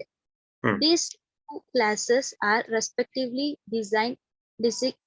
designated by Paul, Hebrews 3rd chapter 5th and 6th verses, as the house of sons and the house of servants, the former being composed of those overcomers tried and found faithful during the Christian dispensation, and the latter being composed of the faithful overcomers who preceded the Christian dispensations. ಸಾಕು sister. Again ಈ ವಿಷಯ first explain ಮಾಡ್ಬಿಡ್ತೀನಿ, ಆಮೇಲೆ next continue ಮಾಡಿ. So ಮುಖ್ಯವಾಗಿ ನೋಡೋದಾದ್ರೆ ಇಲ್ಲಿ particular ಆಗಿ ಎರಡು ವಿಚಾರದ ಬಗ್ಗೆ ಮಾತಾಡ್ತಾರೆ. ನಮ್ಗೆ ಈಗಾಗ್ಲೇ ಗೊತ್ತಿದೆ ಭೂಮಿ ಅಲ್ವಾ, ಆದಾಮಿಂದ ಹಿಡಿದು ಇಲ್ಲಿವರೆಗೆ ಎಷ್ಟು ವರ್ಷ ಇಯರ್ಸ್ ಆಗಿದೆ ಅಂತ ನೋಡೋದಾದ್ರೆ 6,000 years ಅಂತ ಏನ್ ಮಾಡ್ತಾರೆ ಹೇಳ್ತಾರೆ. ಸೊ ಹಾಗಾಗಿ ಈ ಭೂಮಿಗೆ 6,000 ವರ್ಷಗಳು ಆಗಿದೆ. ಈ ಭೂಮಿಗೆ ಮೊದಲ ಜಡ್ಜ್ಮೆಂಟ್ ಆದಾಮ್ ಇದ್ದಂತ ಒಂದು ಸಮಯದಲ್ಲಿ ಬಂತು ಅಲ್ವಾ. ಯಾವ್ದು ಮುಖಾಂತರ ಅಂತ ನೋಡೋದಾದ್ರೆ ದ ಟೆಸ್ಟ್ ಆಫ್ ಒಬೀಡಿಯನ್ಸ್ ಅಂತಾನು ಕೂಡ ಏನ್ ಮಾಡ್ತೀವಿ ನಾವು ನೋಡ್ತೀವಿ. ಹಾಗಾಗಿ ಆದಾಮ್ಗೆ ಬಂದಂತ ಫಸ್ಟ್ ಜಡ್ಜ್ಮೆಂಟ್, ಆಮೇಲೆ ಸೆಕೆಂಡ್ ಜಡ್ಜ್ಮೆಂಟ್ ಯಾವಾಗ ಬರುತ್ತೆ ಅಂತ ನೋಡೋದಾದ್ರೆ ಅದು 6,000 years ಆದ್ಮೇಲೆ ಅಲ್ವಾ. ಯೇಸು ಕ್ರಿಸ್ತರು ಅವರ ಒಂದು ಪ್ರತ್ಯಕ್ಷತೆಯಲ್ಲಿ ಬಂದು ಅಲ್ವಾ ಲೋಕದಲ್ಲಿ ಆ ಒಂದು ರಾಜ್ಯನ ಎಸ್ಟಾಬ್ಲಿಷ್ ಮಾಡಿ ಪುನರುತ್ಥಾನ ಪ್ರಾರಂಭ ಆಗುವಾಗ ಅದು ಸೆಕೆಂಡ್ ಜಡ್ಜ್ಮೆಂಟ್ ಡೇ ಪ್ರಾರಂಭ ಆಗುತ್ತೆ ಅಂತಾನು ಕೂಡ ಏನ್ ಮಾಡ್ತೀವಿ ನಾವು ನೋಡ್ತೀವಿ. ಬೇಸಿಕಲಿ ಈ ಒಂದು ಟೈಮ್ ಫ್ರೇಮ್ ಅಲ್ಲಿ ಈ 6,000 years ಅಲ್ಲಿ ಏನ್ ಮಾಡಿದರೆ ದೇವ್ರು ಅಂತ ನೋಡೋದಾದ್ರೆ is selecting two special class of people ಅಂತಾನು ಕೂಡ ಏನ್ ಮಾಡ್ತಾ ಹೇಳ್ತಾರೆ ಅಲ್ವಾ. ಎರಡು ಗುಂಪಾದಂತ ಜನನ ಆಯ್ಕೆ ಮಾಡ್ತಾ ಇದ್ದಾರೆ ಅಲ್ವಾ. ಯಾರಿದು ಎರಡು ಗುಂಪಾದಂತ ಜನ? ಈ 6,000 ವರ್ಷದಲ್ಲಿ ದೇವರು ಎರಡು ಕ್ಲಾಸ್ ಆಫ್ ಪೀಪಲ್ ನ ಆಯ್ಕೆ ಮಾಡ್ತಾ ಇದ್ದಾರೆ ಅಲ್ವಾ. ಎರಡು ಕ್ಲಾಸ್ ಆಫ್ ಪೀಪಲ್ ಅನ್ನುವಾಗ ಯಾರ್ಯಾರನ್ನ ಆಯ್ಕೆ ಮಾಡ್ತಾ ಇದ್ದಾರೆ? ಹೌಸ್ ಆಫ್ ಸನ್ಸ್ ಅಂತ ಕರೀತಾರೆ, ಹೌಸ್ ಆಫ್ ಸರ್ವೆಂಟ್ಸ್ ಅಂತ ಕರೀತಾರೆ. ಸೊ ಹೌಸ್ ಆಫ್ ಸನ್ಸ್ ಅಂದ್ರೆ ಯಾರು, ಹೌಸ್ ಆಫ್ ಸರ್ವೆಂಟ್ಸ್ ಅಂದ್ರೆ ಯಾರು, ಯಾಕೆ ಅವರನ್ನ ಹೌಸ್ ಆಫ್ ಸರ್ವೆಂಟ್ಸ್ ಅಂತ ಕರೀತಾರೆ, ಅದು ಯಾವ ಟೈಮ್ ಫ್ರೇಮ್ ಅಲ್ಲಿ ನಡೀತು, ಹೌಸ್ ಆಫ್ ಸನ್ಸ್ ಅಂದ್ರೆ ಯಾರು, ಅದು ಯಾವ ಟೈಮ್ ಫ್ರೇಮ್ ಅಲ್ಲಿ ನಡೀತು.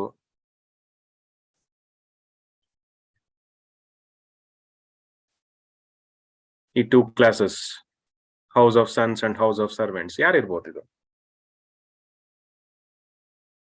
ಗೊತ್ತಿರುತ್ತೆ. Church and the great company. Church and the great company, ಯಾರು ಹೇಳಿದ್ದು? ಶೀತಲ್ ರೀ. ಓಕೆ, ಸರಿ. Again church right answer. Great company ಅಲ್ಲ. ಏನಕ್ಕಂದ್ರೆ ಅಗೇನ್ ನೋಡೋದಾದ್ರೆ ಅದಕ್ಕೊಂದು ಎಕ್ಸ್ಪ್ಲನೇಷನ್ ಇದೆ. ಯೂಶಲಿ ದೇವರು ಕರೆ ಕೊಟ್ಟಾಗ ಒಂದೇ ವಿಷಯಕ್ಕೋಸ್ಕರ ಕರೆ ಕೊಟ್ಟಿದ್ದು ಅಲ್ವಾ, ಅದು ಚರ್ಚ್ ಕ್ಲಾಸ್ಗೋಸ್ಕರ ಅಲ್ವಾ. ಗ್ರೇಟ್ ಕಂಪ್ನಿಗೋಸ್ಕರ ಸಪರೇಟ್ ಕಾಲ್ ಏನಿರ್ಲಿಲ್ಲ. ಈ ಚರ್ಚ್ ಕ್ಲಾಸ್ಗೆ ಯಾರು ಆ ರೀತಿಯಾಗಿ ಫೇತ್ಫುಲ್ ಆಗಕ್ಕಾಗ್ಲಿಲ್ವೋ ಅವರು ಗ್ರೇಟ್ ಕಂಪ್ನಿ ಕ್ಲಾಸ್ಗೆ ಸೇರ್ತಾರೆ, ಸ್ಪಿಲ್ ಓವರ್ ಅಲ್ವಾ. ಹಾಗೆ ಅವರು ಗ್ರೇಟ್ ಕಂಪ್ನಿ ಕ್ಲಾಸ್ಗೆ ಸೇರ್ತಾರೆ. ಹಾಗಾಗಿ first answer correct. House of sons ಅನ್ನೋದನ್ನ ಚರ್ಚ್ ಕ್ಲಾಸ್ಗೆ ಏನ್ ಮಾಡ್ತಾರೆ, ಕರೀತಾರೆ.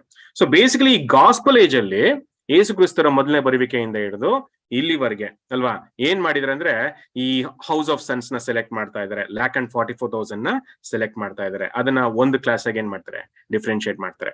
ಅದೇ ತರ ಇನ್ನೊಬ್ರು ಇದ್ದಾರೆ ಹೌಸ್ ಆಫ್ ಸರ್ವೆಂಟ್ಸ್ ಅಂತ. ಹೌಸ್ ಆಫ್ ಸರ್ವೆಂಟ್ಸ್ ಅನ್ನುವಾಗ ಯಾರಿರ್ಬೋದು? ಅಗೇನ್ ಅದಕ್ಕೆ ಆ ಎಕ್ಸ್ಪ್ಲನೇಷನ್ ಕೂಡ ನಾವು ನೋಡಿದ್ವಿ. ಏನ್ ಹೇಳ್ತಾರೆ ಅಂದ್ರೆ the latter being composed of faithful overcomers who preceded the Christian dispensation ಅಂತಾನು ಕೂಡ ಏನ್ ಮಾಡ್ತಾರೆ ಹೇಳ್ತಾರೆ. preceded Christian dispensation ಅನ್ನುವಾಗ ಗಾಸ್ಪಲ್ ಏಜ್ ಮುಂಚೆ ಆದಂತ ಒಂದು ಕಾರ್ಯದ ಬಗ್ಗೆ ಮಾತಾಡ್ತಿದ್ದಾರೆ. ಗಾಸ್ಪಲ್ ಏಜ್ ಮುಂದೆ ದೇವ್ರು ಏನ್ ಮಾಡಿದಾರೆ ಅಂತ ಒಂದು ಕ್ಲಾಸ್ ಆಫ್ ಪೀಪಲ್ ನ ಆಯ್ಕೆ ಮಾಡಿದ್ದಾರೆ ಅಂತ ಏನ್ ಮಾಡ್ತಾರೆ ಹೇಳ್ತಾರೆ. ಸೊ ಹಾಗಾಗಿ ಗಾಸ್ಪಲ್ ಏಜ್ ಮುಂಚೆ ಏನ್ ಪೀರಿಯಡ್ ಇತ್ತು, ಯಾರನ್ನ ಆಯ್ಕೆ ಮಾಡಿದ್ರು, ಅವ್ರನ್ನ ಯಾಕೆ ಹೌಸ್ ಆಫ್ ಸರ್ವೆಂಟ್ಸ್ ಅಂತ ಕರೀತಾರೆ? Brother, is it from like the patriarchal age and from the Jewish age, like the people Noah, Abraham, the faithful servants of God? Right, they are called as ancient worthies ಅಲ್ವಾ. So ಅವ್ರನ್ನ house of servants ಅಂತ ಏನ್ ಕರೀತಾರೆ ಅಲ್ವಾ. Abraham ಇಂದ ಹಿಡಿದು ಅಲ್ವಾ Jewish age end ವರ್ಗೆ ಅಲ್ವಾ ಇದ್ದಂತ ಎಲ್ಲಾ ಪೇಟ್ರಿಯಾರ್ಕ್ಸ್ ಕೂಡ ಏನ್ ಮಾಡ್ತಾರೆ, ಹೌಸ್ ಆಫ್ ಸರ್ವೆಂಟ್ಸ್ ಅಂತ ಕರೀತಾರೆ. ಯಾಕೆ ಅವ್ರನ್ನ ಹೌಸ್ ಆಫ್ ಸರ್ವೆಂಟ್ಸ್ ಅಂತ ಕರೀತಾರೆ ಅಂತ ನೋಡಿದ್ರೆ, ಫಸ್ಟ್ ಆಫ್ ಆಲ್ ಅವ್ರಿಗೆ ಯಾವುದೇ ಒಂದು ಹೆವೆನ್ಲಿ ಪ್ರಾಮಿಸ್ ಮಾಡಿರ್ಲಿಲ್ಲ. ಎಂತವುದೇ ಒಂದು ಸಂದರ್ಭದಲ್ಲೂ ಕೂಡ ಅವ್ರಿಗೆ ಹೆವೆನ್ಲಿ ಪ್ರಾಮಿಸಸ್ ಮಾಡಿರ್ಲಿಲ್ಲ. ಅವ್ರಿಗೆ ಕೊಟ್ಟಂತ ಎಲ್ಲಾ ಪ್ರಾಮಿಸಸ್ ಭೂಮಿಗೆ ಸಂಬಂಧಪಟ್ಟಂತ ವಿಚಾರವಾಗಿತ್ತು. ಅಷ್ಟೇ ಅಲ್ಲ, ನಾವು ಓದಂತ ವಾಕ್ಯ ಹಿಬ್ರಿಯ 3:5 ಕೂಡ ಹೇಳ್ತಾರೆ, Moses verily was faithful in all is house as a servant ಅಂತಾನು ಕೂಡ ಏನ್ ಮಾಡ್ತಾರೆ ಹೇಳ್ತಾರೆ ಅಲ್ವಾ. ಹಾಗಾಗಿ ಏನ್ಷಿಯಂಟ್ ವರ್ದಿಸ್ ನ ಹೌಸ್ ಆಫ್ ಸರ್ವೆಂಟ್ಸ್ ಅಂತ ಏನ್ ಮಾಡ್ತಾರೆ ಕರೀತಾರೆ. ಸೊ ಏನಕ್ಕಂತ ನೋಡಿದ್ರೆ ಬೇಸಿಕಲಿ ಅವ್ರಿಗೆ ಯಾವುದೇ ಹೆವೆನ್ಲಿ ಬ್ಲೆಸ್ಸಿಂಗ್ಸ್ ನ ಕೊಡ್ಲಿಲ್ಲ. ಅವ್ರಿಗೆ ಕೊಟ್ಟಂತ ಎಲ್ಲಾ ಆಶೀರ್ವಾದಗಳು ಕೂಡ ಅರ್ತ್ಲಿ ಬ್ಲೆಸ್ಸಿಂಗ್ಸ್ ಅಲ್ವಾ. ನೀವು ಈ ಒಂದು ಕಾರ್ಯ ಮಾಡಿದ್ರೆ ನೀವೇನ್ ಮಾಡ್ತೀರಾ, ತುಂಬಾ ಸಂತೋಷದಿಂದ ಜೀವಿಸ್ತೀರಾ ಅನ್ನೋ ರೀತಿಯಲ್ಲೇ ಅವ್ರಿಗೆ ಆಶೀರ್ವಾದಗಳನ್ನ ಕೊಟ್ಟಿದ್ರು ಅಲ್ವಾ. ಹಾಗಾಗಿ ಈ 2 ಕ್ಲಾಸ್ ಆಫ್ ಪೀಪಲ್ ನ ದೇವರು ಈ ಒಂದು 6,000 years ಅಲ್ಲಿ ಸೆಲೆಕ್ಟ್ ಮಾಡ್ತಾ ಇದ್ದಾರೆ. ಅಗೇನ್ ಒನ್ ಸ್ಟೆಪ್ ಫರ್ದರ್ ಹೋದ್ರೆ ಈ ಹೌಸ್ ಆಫ್ ಸನ್ಸ್ ಅಂತ ಹೇಳುವಾಗ ಅವರು ಸ್ಪಿರಿಚುವಲ್ ಬೀಯಿಂಗ್ಸ್, ಡಿವೈನ್ ನೇಚರ್ ನ ಹೊಂದ್ಕೊಂಡಿರ್ತಾರೆ ಅಲ್ವಾ, ಸಭೆ ಆಗ್ತಾರೆ ಅಲ್ವಾ. ಅವರು ಇನ್ವಿಸಿಬಲ್ ಫೇಸ್ ಅಲ್ಲಿ ಆಳ್ವಿಕೆನ ಮಾಡ್ತಾರೆ. ಅಂದ್ರೆ ಈ ಲೋಕದ ಜನಕ್ಕೆ ಕಾಣಿಸ್ದಿರಂತ ರೀತಿಯಲ್ಲಿ ಆ ಒಂದು ಅಧಿಕಾರನ ಯೇಸು ಕ್ರಿಸ್ತರು ಸಭೆ ಮಾಡ್ತಾರೆ ಅಲ್ವಾ. ಹಾಗಾಗಿ ಅವ್ರನ್ನ ಆಯ್ಕೆ ಮಾಡಿದ್ದಾರೆ.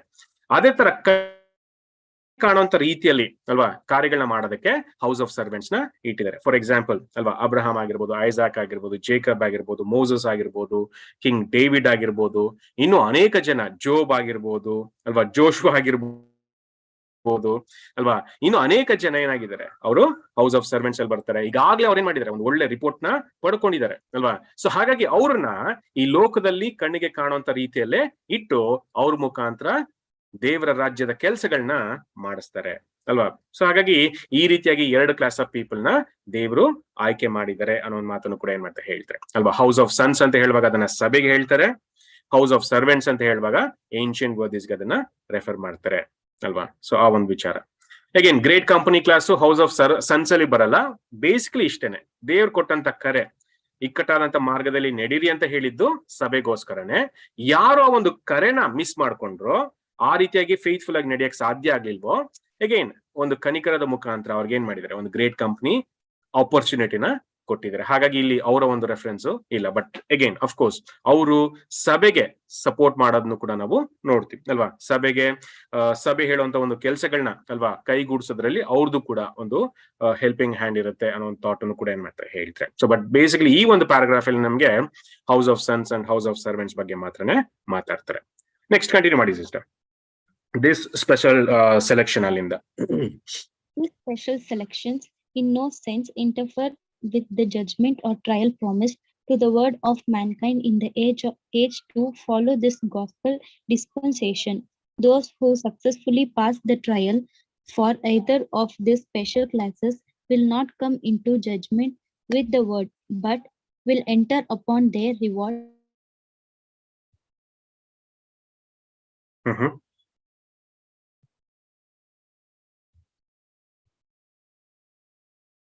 ಸಿಸ್ಟರ್ ಓದ್ತಾ ಇದ್ರೆ ಕೇಳಿಸ್ತಾ ಇಲ್ಲ ನಮ್ಗೆ. ಇಂಟರ್ನೆಟ್ ಪ್ರಾಬ್ಲಮ್ ಏನಾರ ಆಯ್ತಾ?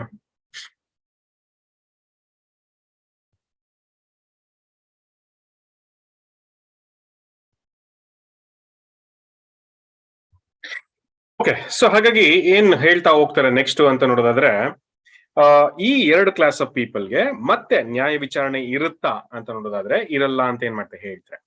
ಹೌಸ್ ಆಫ್ ಸನ್ಸ್ ಆಗಿರ್ಬೋದು, ಹೌಸ್ ಆಫ್ ಸರ್ವೆಂಟ್ಸ್ ಆಗಿರ್ಬೋದು, ಅವ್ರಿಗೆ ಅಲ್ವಾ ಯೇಸು ಕ್ರಿಸ್ತರು ಬಂದಾದ್ಮೇಲೆ 1000 years ಅಲ್ಲಿ ಮತ್ತೆ ಅವ್ರಿಗೆ ನ್ಯಾಯ ವಿಚಾರಣೆ ಇರುತ್ತಾ ಅಂತ ನೋಡೋದಾದ್ರೆ ಇವರು ಆ ಒಂದು ನ್ಯಾಯ ವಿಚಾರಣೆಯಲ್ಲಿ ಭಾಗಿ ಆಗಲ್ಲ ಅಂತ ಏನ್ ಮಾಡ್ತಾರೆ ಹೇಳ್ತಾರೆ. ಯಾಕೆ ಇವರು ಆ ಒಂದು ನ್ಯಾಯ ವಿಚಾರಣೆಯಲ್ಲಿ ಭಾಗಿ ಆಗಲ್ಲ ಅಂತ ನೋಡೋದಾದ್ರೆ ಇವ್ರು ಈಗಾಗ್ಲೇ ತಮ್ಮ ಫೇತ್ಫುಲ್ನೆಸ್ ನ ಪ್ರೂವ್ ಮಾಡ್ಕೊಂಡಿದ್ದಾರೆ ಅಲ್ವಾ. ಚರ್ಚ್ ಕ್ಲಾಸ್ ಅಂತ ಹೇಳುವಾಗ 1,44,000 ಅಂತ ಹೇಳುವಾಗ ಗಾಸ್ಪಲ್ ಏಜ್ ಅಲ್ಲಿ ಇವರು ಅಲ್ವಾ ಒಂದು ಲಿವಿಂಗ್ ಸ್ಯಾಕ್ರಿಫೈಸಸ್ ಆಗಿ ಏನ್ ಮಾಡಿದ್ದಾರೆ, ದೇವ್ ಹೇಳುವಂತ ಒಂದು ಕಾರ್ಯಗಳನ್ನ ಮಾಡಿ ಅವರ ಮರಣವರೆಗೂ ಫೇತ್ಫುಲ್ ಆಗಿದ್ದಾರೆ ಅಲ್ವಾ. ಹಾಗಾಗಿ ಇವ್ರಾಗ್ಲೇ ಆ ಒಂದು ಜಡ್ಜ್ಮೆಂಟ್ ನ ಪಾಸ್ ಮಾಡಿ ಆ ಒಂದು ರಿವಾರ್ಡ್ ನು ಕೂಡ ಪಡ್ಕೊಂಡಿರ್ತಾರೆ ಅಲ್ವಾ. 1878 ಆದ್ಮೇಲೆ ಎಲ್ಲ ಅಂದ್ರೆ ಅಲ್ಲಿವರೆಗೂ ಸತ್ತಂತ ಎಲ್ಲಾ ಜನರಿಗೂ ಕೂಡ ಏನಾಗಿದೆ, ಒಂದು ರಿವಾರ್ಡ್ ಸಿಕ್ಕಿದೆ ಅಂತಾನು ಕೂಡ ಏನ್ ಮಾಡ್ತೀವಿ ನಾವು ನೋಡ್ತೀವಿ ಅಲ್ವಾ. ಅವರು ಸಭೆ ಆಗಿದ್ದಾರೆ ಅಂತಾನು ಕೂಡ ಏನ್ ಮಾಡ್ತೀವಿ ನಾವು ನೋಡ್ತೀವಿ ಅಲ್ವಾ. ಹಾಗಾಗಿ ಇವ್ರಿಗೆ ಲೋಕದ ನ್ಯಾಯ ವಿಚಾರಣೆಯಲ್ಲಿ ಯಾವುದೇ ಅವಕಾಶ ಇಲ್ಲ ಅಂತಾನು ಕೂಡ ಏನ್ ಮಾಡ್ತೀವಿ ನಾವು ನೋಡ್ತೀವಿ. ಅದೇ ತರ ಏನ್ಷಿಯಂಟ್ ವರ್ದಿಸ್ಗೆ ನಾವು ಬರುವಾಗ ಏನ್ಷಿಯಂಟ್ ವರ್ದಿಸ್ ಕೂಡ ಮುಖ್ಯವಾಗಿ ಕೆಲವೊಂದು ವಿಚಾರಗಳನ್ನ ಹೇಳ್ತಾರೆ. ಅಗೇನ್ ಇದು ಹಿಬ್ರಿಯ 11th ಚಾಪ್ಟರ್ ಅಲ್ಲಿ, ಹಿಬ್ರೂಸ್ 11th ಚಾಪ್ಟರ್ ಅಲ್ಲಿ ನಮ್ಗೆ ಪರ್ಟಿಕ್ಯುಲರ್ ಆಗಿ ಕೆಲವೊಂದು ವಿಷಯಗಳನ್ನ ಹೇಳ್ತಾರೆ. ಅದನ್ನ ಓದ್ಬಿಡ್ತೀನಿ. ಹಿಬ್ರೂಸ್ 11:39 ಅಗೇನ್ ಅಲ್ಲಿ ಫೇತ್ ಹೀರೋಸ್ ಬಗ್ಗೆನೆ ಮಾತಾಡ್ತಾ ಹೋಗ್ತಾರೆ. ಏನ್ಷಿಯಂಟ್ ವರ್ದಿಸ್ ಬಗ್ಗೆನೆ ಹಿಬ್ರೂಸ್ 11th ಚಾಪ್ಟರ್ ಅಲ್ಲಿ ಬರೀತಾ ಹೋಗ್ತಾರೆ. Hebrews 11:39 and these all having obtained a good report through faith received not the promise ಅಂತಾನು ಕೂಡ ಏನ್ ಮಾಡ್ತಾರೆ ಹೇಳ್ತಾರೆ. ಇವರೆಲ್ಲರೂ ನಂಬಿಕೆಯ ಮೂಲಕ ಒಳ್ಳೆ ಹೆಸರನ್ನ ಸಂಪಾದಿಸಿರು ಅಂತಾನು ಕೂಡ ಏನ್ ಮಾಡ್ತಾರೆ ಹೇಳ್ತಾರೆ. ಅಂದ್ರೆ ಏನ್ಷಿಯಂಟ್ ವರ್ದಿಸ್ ಎಲ್ರು ಏನ್ ಮಾಡಿದ್ದಾರೆ ಅಂದ್ರೆ ಆಗ್ಲೇನೆ ಅವರು ದೇವ್ರಿಗೆ ಫೇತ್ಫುಲ್ ಆಗಿ ಜೀವಿಸಿದ್ದಾರೆ. ಅವರು ಒಂದು ಒಳ್ಳೆ ಹೆಸರನ್ನ ಪಡ್ಕೊಂಡಿದ್ದಾರೆ ಅಲ್ವಾ. ಒಂದು ಒಳ್ಳೆ ಹೆಸರನ್ನ ಪಡ್ಕೊಂಡು ಸತ್ತಿದ್ದಾರೆ. ಈಗ ಅವರು ಪುನರುತ್ಥಾನ ಆಗ್ ಬಂದ್ಮೇಲೆ ಮತ್ತೆ ಅವ್ರನ್ನ ಟೆಸ್ಟ್ ಮಾಡುವಂತ ಅವಶ್ಯಕತೆ ಇಲ್ಲ ಅನ್ನೋದನ್ನ ನಮ್ಗೆ ಏನ್ ಮಾಡ್ತಾರೆ ತಿಳಿಸ್ತಾರೆ ಅಲ್ವಾ. ಏನಕ್ಕಂದ್ರೆ ಈಗಾಗ್ಲೇ ಅವರು ಕೂಡ ಫೇತ್ಫುಲ್ ಆಗಿದೀವಿ ಅನ್ನೋದನ್ನ ತೋರಿಸಿದ್ದಾರೆ ಅಂತಾನು ಕೂಡ ಏನ್ ಮಾಡ್ತೀವಿ ನಾವು ನೋಡ್ತೀವಿ. ಸೊ ಹಾಗಾಗಿ ಈ ಎರಡು ಕ್ಲಾಸ್ ಆಫ್ ಪೀಪಲ್ ಬಿಟ್ಟು ಬೇರೆ ಎಲ್ಲಾ ಜನನು ಕೂಡ ಆ ನ್ಯಾಯ ವಿಚಾರಣೆಗೆ ಒಳಗಾಗ್ತಾರೆ. ಈ ಎರಡು ಕ್ಲಾಸ್ ಆಫ್ ಪೀಪಲ್ಗೆ ಇನ್ಕ್ಲೂಡಿಂಗ್ ಗ್ರೇಟ್ ಕಂಪನಿ ಕ್ಲಾಸ್ ನ್ಯಾಯ ವಿಚಾರಣೆ ಇರಲ್ಲ ಅನ್ನೋ ಒಂದು ಮಾತನ್ನು ಕೂಡ ಏನ್ ಮಾಡ್ತಾರೆ ಹೇಳ್ತಾರೆ. ಆಯ್ತಾ? ಓಕೆ, ಸಿಸ್ಟರ್ ಬಂದ್ರು ಆನ್ಲೈನ್. ಸಿಸ್ಟರ್ ಅಲ್ಲಿ ಎಲ್ಲಿ ಬಿಟ್ರು ಅಲ್ಲಿಂದ ಓದ್ಬಿಡಿ last portion. Those who successfully pass the trial for either of these special classes will not come into judgment with the world. ಆಮೇಲೆ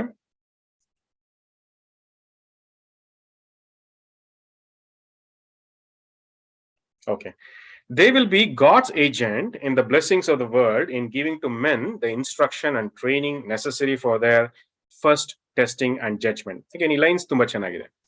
ಸೊ ನೋಡೋದಾದ್ರೆ ದೇ ಅಂತ ಹೇಳುವಾಗ the house of sons, the house of servants, they will be God's agent ಅಂತ ಏನ್ ಮಾಡ್ತಾರೆ ಹೇಳ್ತಾರೆ ಇನ್ blessing the world. ಅಂದ್ರೆ ಲೋಕ ಮತ್ತೆ ದೇವ್ರ ಜೊತೆ ಸೇರ್ಕೊಳ್ಳೋದಕ್ಕೆ ಇವರು ಅಸಿಸ್ಟ್ ಮಾಡ್ತಾರೆ ಅಲ್ವಾ. ಸಭೆ ಆಗಿರ್ಬೋದು, ಏನ್ಷಿಯಂಟ್ ವರ್ದಿಸ್ ಆಗಿರ್ಬೋದು, ಇವರಿಬ್ರು ಸೇರ್ಕೊಂಡು ಏನ್ ಮಾಡ್ತಾರೆ ಅವ್ರಿಗೆ ಒಂದು ಒಳ್ಳೆ ಇನ್ಸ್ಟ್ರಕ್ಷನ್ ಕೊಡ್ತಾರೆ ಅಲ್ವಾ. ಯಾವ ರೀತಿಯಾಗಿ ಅಂತ ನೋಡೋದಾದ್ರೆ in giving men the instruction and training necessary for the first testing and judgment ಅಂತಾನು ಕೂಡ ಏನ್ ಮಾಡ್ತಾರೆ ಹೇಳ್ತಾರೆ ಅಲ್ವಾ. ಹಾಗಾಗಿ ಅವ್ರಿಗೆ ಬೇಕಾದಂತ ಇನ್ಸ್ಟ್ರಕ್ಷನ್ಸ್ ಆಗಿರ್ಬೋದು, ಟ್ರೈನಿಂಗ್ ಆಗಿರ್ಬೋದು ಇವರು ಒದಗಿಸ್ಕೊಡ್ತಾರೆ. ಸೊ ಬೇಸಿಕಲಿ ಅಲ್ಲಿ ಆ ಆರ್ಡರ್ ಯಾವ ರೀತಿಯಾಗಿರುತ್ತೆ ಅಂತ ನೋಡೋದಾದ್ರೆ, ಫಸ್ಟ್ ಯೇಸು ಕ್ರಿಸ್ತರು, ಸಭೆ, ಗ್ರೇಟ್ ಕಂಪನಿ ಕ್ಲಾಸು, ಏನ್ಷಿಯಂಟ್ ವರ್ದಿಸ್ ಇವ್ರ ಮುಖಾಂತರ ಇನ್ಸ್ಟ್ರಕ್ಷನ್ಸ್ ಬರುತ್ತೆ. ಯಾವ ರೀತಿಯಾಗಿ ನಡ್ಕೋಬೇಕು, ಯಾವ ರೀತಿಯಾಗಿ ಜೀವಿಸ್ಬೇಕು, ಏನ್ ಟ್ರೈನಿಂಗ್ ಬೇಕೋ ಆ ಎಲ್ಲ ಇನ್ಫಾರ್ಮೇಶನ್ ಕೂಡ ಇವರು ಕೊಡ್ತಾರೆ ಅಲ್ವಾ. ಈ ಇನ್ಫಾರ್ಮೇಶನ್ ಮುಖಾಂತರ ಪ್ರತಿಯೊಬ್ಬರಿಗೂ 100 years opportunity ಸಿಕ್ಕಿರುತ್ತೆ.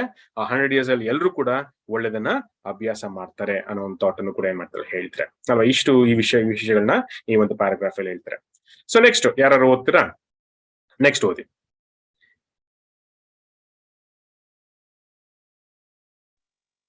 These specifically selected classes, like the rest of mankind, were once under the Adamic condemnation, but became sharers by faith in the benefits of Christ's death.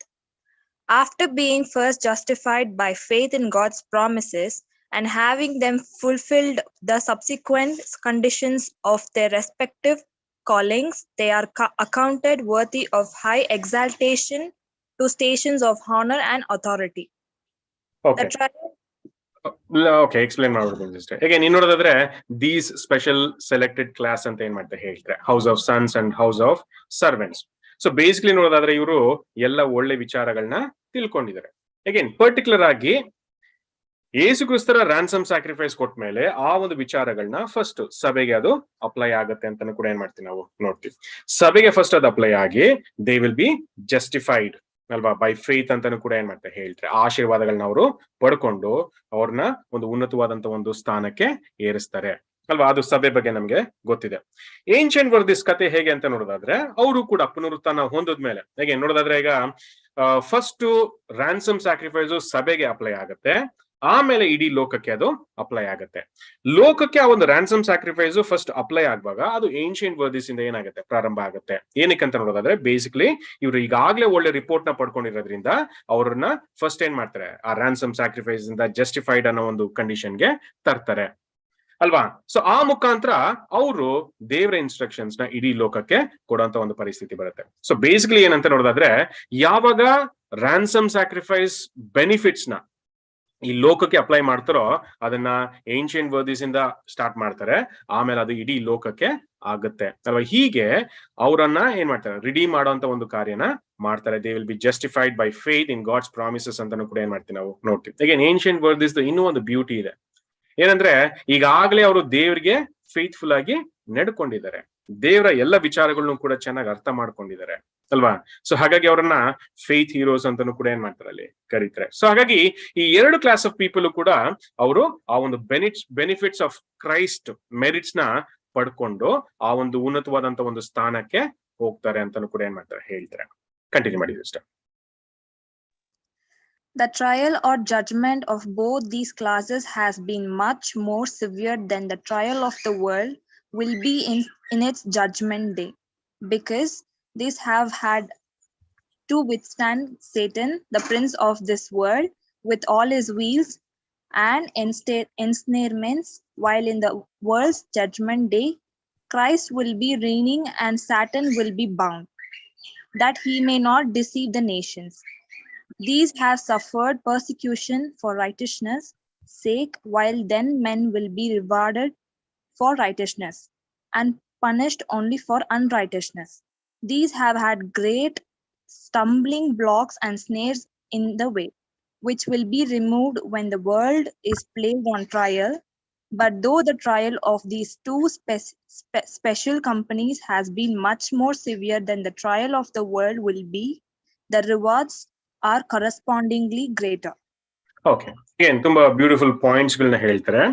ಏನಂತ ನೋಡೋದಾದ್ರೆ, ಫಸ್ಟ್ ಆಫ್ ಆಲ್ ಈಗ ನಮ್ಗೆ ಗೊತ್ತು ಸಭೆಗೆ divine nature ನ ಕೊಡ್ತಾರೆ ಅಲ್ವಾ. So ancient ವರ್ದಿಸ್ಗೆ ಈ ಲೋಕದಲ್ಲಿ ಒಂದು ಉನ್ನತವಾದಂತ ಒಂದು ಸ್ಥಾನನ ಕೊಡ್ತಾರೆ, ಅವ್ರ ಮುಖಾಂತರ ಆಶೀರ್ವಾದಗಳು ಹೋಗ್ತವೆ ಅನ್ನೋ ಒಂದು ಮಾತನ್ನು ಕೂಡ ಏನ್ ಮಾಡ್ತೀವಿ ನಾವು ನೋಡ್ತೀವಿ. ಸೊ ಬೇಸಿಕಲಿ ಏನ್ಷಿಯಂಟ್ ವರ್ದಿಸ್ ಮುಖಾಂತರ ಇಡೀ ಇಸ್ರಾಯೇಲ್ ಮಾತ್ರನೇ ಅಲ್ಲ, ಇಡೀ ಲೋಕಕ್ಕೆ ಈ ಒಂದು ಆಶೀರ್ವಾದ ಹೋಗುತ್ತೆ ಅಲ್ವಾ. ಅದ್ರ ಬಗ್ಗೆನೂ ಕೂಡ ನಮ್ಗೆ ಕೆಲವೊಂದು ವಚನಗಳಿದೆ, ಅದನ್ನ ಕೂಡ ಹೇಳ್ತಾರೆ. ಸೊ ಯಾಕೆ ಇವರಿಗೆ ಈ ರೀತಿಯಂತ ಒಂದು ಆಶೀರ್ವಾದ ಬಂತು ಅಂತ ನೋಡೋದಾದ್ರೆ, ಅವರು ನೀತಿಗೋಸ್ಕರ ಪಟ್ಟಂತ ಪರಿಶ್ರಮಕ್ಕೋಸ್ಕರ.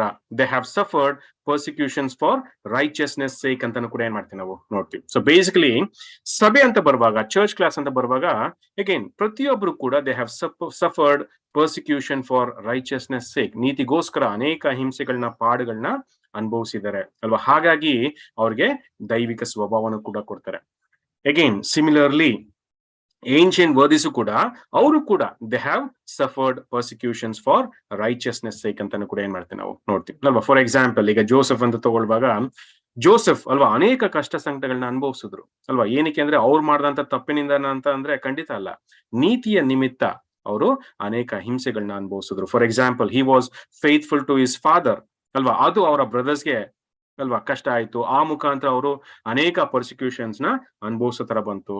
ಜೋಬ್ ಅಂತ ತಗೊಳ್ಳುವಾಗ ಅವರು ಕೂಡ ಅಲ್ವಾ ಏನೇ ಆದ್ರೂ ಸರಿ ಅಲ್ವಾ, ದೇವರ ವಿಚಾರಗಳಿಗೆ ವಿರುದ್ಧವಾಗಿ ಹೋಗಲ್ಲ ಅಲ್ವಾ, ನನ್ನ ಬಾಯಿಂದ ತಪ್ಪು ಮಾಡಲ್ಲ ಅನ್ನೋ ತರ ಒಂದು ಪರಿಸ್ಥಿತಿ ಅಲ್ವಾ. ಹಾಗಾಗಿ ಅನೇಕ ಪನಿಷ್ಮೆಂಟ್ ನ ಕೂಡ ಅವರು ಅನುಭವಿಸಿದ್ರು, ನೀತಿಯ ನಿಮಿತ್ತ ಒಂದು ಕಷ್ಟಗಳನ್ನ ಅನುಭವಿಸಿದ್ರು ಅಲ್ವಾ. ಹಾಗೆ ಎಲ್ಲಾ ಏನ್ಷಿಯಂಟ್ ವರ್ದಿಸು ಕೂಡ ಏನಂತೆ ಆ ರೀತಿ ಅಂತ ಒಂದು ಪರ್ಸಿಕ್ಯೂಷನ್ಸ್ ಫಾರ್ ರೈಚಿಯಸ್ನೆಸ್ ಸೇಕ್ ನ ಅವರು ಅನುಭವಿಸಿರೋದ್ರಿಂದ ಅವ್ರಿಗೂ ಕೂಡ ಒಂದು ಒಳ್ಳೆ ರಿವಾರ್ಡ್ ನಲ್ಲಿ ಕೊಡ್ತಾರೆ ಅಂತಾನು ಕೂಡ ಏನ್ ಮಾಡ್ತೀವಿ ನಾವು ನೋಡ್ತೀವಿ. ಸೊ ಬೇಸಿಕಲಿ ಒಂದು ಪಾಯಿಂಟ್ ಯಾಕೆ ಬಂತು ಅಂತ ನೋಡೋದಾದ್ರೆ, ಇವರ ಕಂಡೀಷನ್ಸ್ ಅಲ್ವಾ, ಇವರು ನೀತಿಗೋಸ್ಕರ ಕಷ್ಟನ ಅನುಭವಿಸುವಂತ ಸಂದರ್ಭದಲ್ಲಿ ಇವ್ರಿಗೆ ಕಷ್ಟನ ಕೊಟ್ಟಂತ ಪರ್ಸನ್ ಯಾರು ಅಂತ ನೋಡೋದಾದ್ರೆ ಸೇಟನ್ ಅಲ್ವಾ. ಏನಕ್ಕಂದ್ರೆ ಸೇಟನ್ ದೇವ ವಿರೋಧಿ ಅಡ್ವರ್ಸರಿ ಆಗಿ ಇವರನ್ನ ಅಂದ್ರೆ ಸಭೆನ ಅಲ್ವಾ, ಗ್ರೇಟ್ ಕಂಪನಿ ಕ್ಲಾಸ್ ಆಗಿರ್ಬೋದು, ಹಾಗೆ ಏನ್ಷಿಯಂಟ್ ವರ್ದಿಸ್ ಆಗಿರ್ಬೋದು, ಅವ್ರಿಗೆಲ್ಲ ತೊಂದರೆನ ಮಾಡುವಂತದ್ದು ಸೇಟನ್ ಉದ್ದೇಶ ಆಗಿತ್ತು. ಹಾಗಾಗಿ ಆ ಒಂದು ಸೇಟನ್ ಟೆಂಪ್ಟೇಷನ್ಸ್ ಮಧ್ಯದಲ್ಲಿ ಇವರು they still prove that they are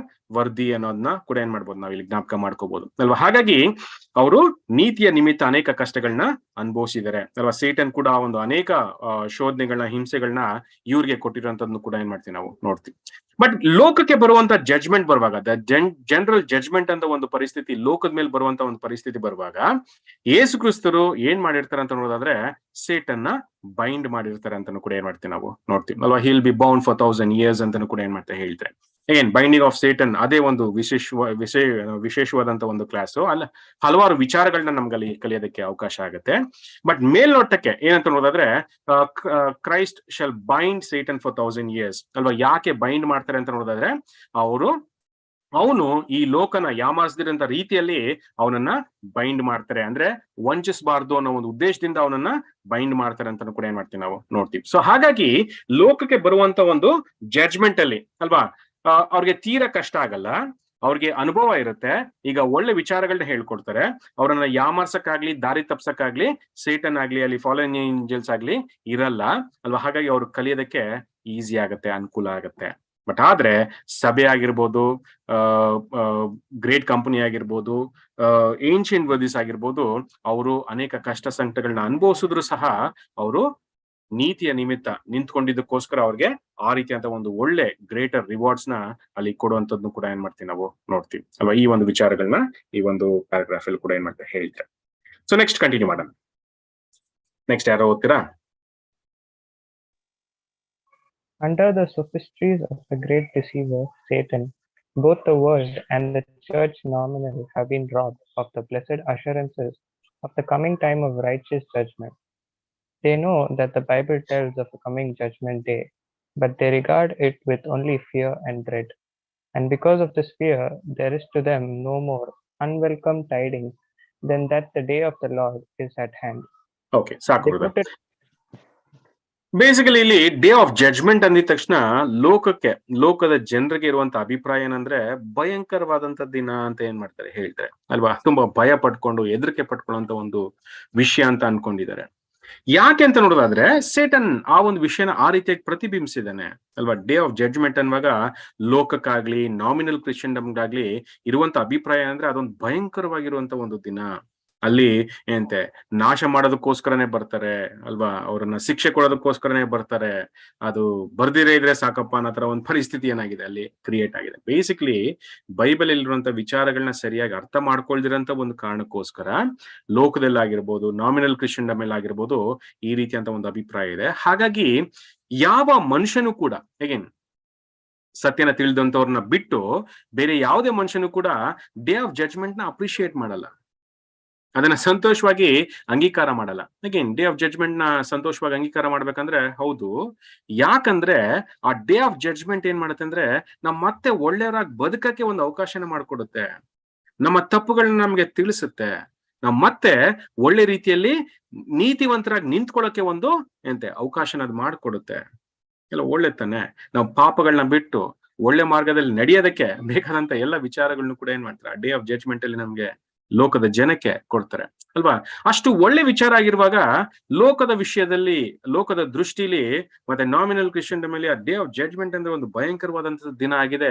ಏನಕ್ಕೆ ಅಂದ್ರೆ ಅದನ್ನ ಆ ರೀತಿಯಾಗಿ ಡಿಸೀವ್ ಮಾಡಿದಾನೆ ಅಲ್ವಾ. ವಿಷಯಗಳನ್ನ ತಪ್ಪಾಗಿ ಹೇಳ್ಕೊಡೋದ್ರ ಮುಖಾಂತರ ಅಲ್ವಾ ಲೋಕದ ಜನಕ್ಕೆ ಒಂದು ಭಯ ಉಂಟಾಗಿದೆ ಅಂತಾನು ಕೂಡ ಏನ್ ಮಾಡ್ತೀವಿ ನಾವು ನೋಡ್ತೀವಿ. ಕಂಟಿನ್ಯೂ ಮಾಡಿ brother. They put it far away from them and do not wish to hear it even mentioned. They have no idea of the blessings in store for the world under the righteous reign of Him whom God hath appointed to judge the world in righteousness. Okay, again ನೋಡೋದಾದ್ರೆ they have no idea of the blessings ಅಂತ ಏನ್ ಮಾಡ್ತಾ ಹೇಳಿದ್ರೆ, ನಾವು last time ನೋಡುವಾಗ ನೋಡಿದ್ವಿ ಜಡ್ಜನ್ನ ದೇವ್ರು ಯಾಕೆ ನೇಮಿಸ್ತಾರೆ ಅಂತ ನೋಡೋದಾದ್ರೆ, ಯಾವಾಗೆಲ್ಲ ಇಸ್ರಾಯೇಲು ತೊಂದರೆಗೆ ಒಳಗಾಗಿದೆಯೋ ಜಡ್ಜಿನ ನೇಮಿಸಿ ಅವ್ರನ್ನ ಮತ್ತೆ ಯಥಾಸ್ಥಿತಿಗೆ ತರೋದಕ್ಕೋಸ್ಕರನೇ ಜಡ್ಜಿನ ನೇಮಿಸಿದ್ರು ಅಂತಾನು ಕೂಡ ಏನ್ ಮಾಡ್ತಾ ಹೇಳಿದ್ರೆ, ಅಂದ್ರೆ ಆ ಜಡ್ಜ್ಮೆಂಟ್ ಇರುವಂತದ್ದು ಏಕೆ ಅಂತ ನೋಡೋದಾದ್ರೆ ಮನುಷ್ಯರು ಬಿದ್ದೋಗಿರೋಂತ ಒಂದು ಮನುಷ್ಯರನ್ನ ಒಳ್ಳೆ ಸ್ಥಿತಿಗೆ ತಂದು ನಿಲ್ಸೋದಕ್ಕೋಸ್ಕರ. ಈಗೇನ್ ಆ ಸ್ಥಿತಿನೇ ಬೇಡ ಅಂತ ಹೇಳೋದಾದ್ರೆ ಖಂಡಿತ ಅದನ್ನ ತಪ್ಪಾಗಿ ಅರ್ಥ ಮಾಡ್ಕೊಂಡಿರೋದಕ್ಕೆ ಅದಕ್ಕೆ ಕಾರಣ. ಅದಕ್ಕೆ ಹೇಳ್ತಾರೆ they have no idea of the blessing in store ಅಂತಾನು ಕೂಡ ಏನ್ ಮಾಡ್ತಾ ಹೇಳ್ತಾರೆ. ಈಗೇನ್ ಏನ್ ಆಶೀರ್ವಾದನ ಪಡ್ಕೋಬಹುದು ಅವರು. ಫಾರ್ ಎಕ್ಸಾಂಪಲ್ ಈಗ ಡೇ ಆಫ್ ಜಡ್ಜ್ಮೆಂಟ್ 1000 years ಬರುತ್ತೆ, ಎಲ್ಲ ಮನುಷ್ಯರು ಕೂಡ ಒಳ್ಳೆದನ್ನ ಕಲಿತಾರೆ, ಒಳ್ಳೆದನ್ನ ಅಭ್ಯಾಸ ಮಾಡ್ತಾರೆ, ಏನ್ ಆಶೀರ್ವಾದಗಳನ್ನ ಪಡ್ಕೊಳ್ತಾರೆ. ಯಾಕಂದ್ರೆ ಇಲ್ಲಿ they have no idea of the blessings what they receive ಅಂತ ಏನ್ ಮಾಡ್ತಾ ಹೇಳ್ತಾರೆ. ಅವ್ರು ಆ ಆಶೀರ್ವಾದಗಳನ್ನ ಅರ್ಥ ಮಾಡ್ಕೊಳಕ್ ಸಾಧ್ಯ ಇಲ್ಲ ಅಂತ ಏನ್ ಮಾಡ್ತಾ ಹೇಳ್ತಾರೆ. ಯಾವ ರೀತಿಯಂತ ಒಂದು ಆಶೀರ್ವಾದಗಳನ್ನ ಅವರು ಪಡ್ಕೋಬಹುದು, ಯಾಕೆ ಅದನ್ನ ಆಶೀರ್ವಾದ ಅಂತ ಕರೀತಾರೆ. So what will happen at the end of 1000 years?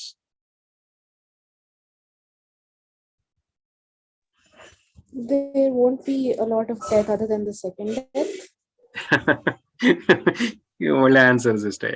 They won't be lot of death ಅಲ್ವಾ. ದೇರ್ ಇಸ್ ಲಾಟ್ ಆಫ್ ಅಂತೇನಿಲ್ಲ, there won't be death at all. ಮರಣ ಅನ್ನೋದು ಇರಲ್ಲ ಅಂತ ಏನ್ ಮಾಡ್ತಾ ಹೇಳ್ತಾರೆ. ಹಾಗೆ ನೋಡೋದಾದ್ರೆ ಒಂದಲ್ಲ ಒಂದ್ಸರಿ ಡೆತ್ ಅನ್ನೋದು ನಮ್ಮ ಮನ್ಸನ್ನ ಟಚ್ ಮಾಡಿ ಹೋಗುತ್ತೆ ಅಲ್ವಾ. ಯೂಶಲಿ ಯಾರಿಗಾದ್ರೂ ತಮ್ಮ ಹತ್ರ ಇರುವಂತವ್ರನ್ನ ಕಳ್ಕೊಂಡಿದ್ದಾಗ ವಿಷಯ ಗೊತ್ತಿರುತ್ತೆ ಅಲ್ವಾ. ಹೀಗೆ ತುಂಬಾ ಹತ್ರದವರು ಆ ಒಂದು ಡೆತ್ ಕಂಡೀಷನ್ಗೆ ಹೋದಾಗ ಖಂಡಿತ ತುಂಬಾ ನೋವಾಗತ್ತೆ, ದುಃಖ ಆಗತ್ತೆ. ಹೀಗೆ ನೋಡೋದಾದ್ರೆ 1000 years ಆದ್ಮೇಲೆ ಯಾರು ಸಾಯಲ್ಲ, ಎಲ್ರು ಸಂತೋಷವಾಗಿರ್ತಾರೆ, ಎಲ್ರು ಖುಷಿಯಾಗಿರ್ತಾರೆ. ದುಃಖ ಆಗ್ಲಿ, ಗೋಳಾಟ ಆಗ್ಲಿ, ನರಳುವಿಕೆ ಆಗ್ಲಿ ಯಾವ್ದು ಇರಲ್ಲ ಅಂತ ಏನ್ ಮಾಡ್ತಾ ಹೇಳ್ತಾರೆ. ಈಗ ಬೇಸಿಕಲಿ ನೋಡೋದಾದ್ರೆ ಎಷ್ಟೋ ಜನ ದೇ ಗೋ ಟು ಹಾಸ್ಪಿಟಲ್ಸ್ ಅಲ್ವಾ. ಹಾಸ್ಪಿಟಲ್ ನಾವು ನೋಡಿದ್ರೆ ಅಲ್ಲಿ ಗೋಳಾಟ, ನರಳುವಿಕೆ ಅಲ್ವಾ ಇದೇ ತುಂಬಿರುತ್ತೆ. ಯಾರಿಗೂ ಆತರ ಒಂದು ಪರಿಸ್ಥಿತಿ ಇರಲ್ಲ, ಎಲ್ರು ಸಂತೋಷವಾಗಿರ್ಬೋದು ಅಂದ್ರೆ ಎಷ್ಟು ಸಂತೋಷವಾಗಿರುತ್ತಲ್ವಾ, ಎಷ್ಟು ಖುಷಿಯಾಗಿರ್ಬೋದಲ್ವಾ.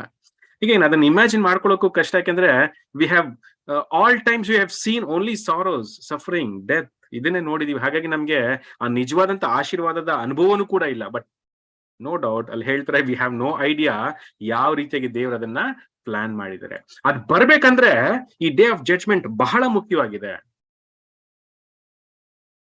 Continue sister, you wanted to tell something else as well?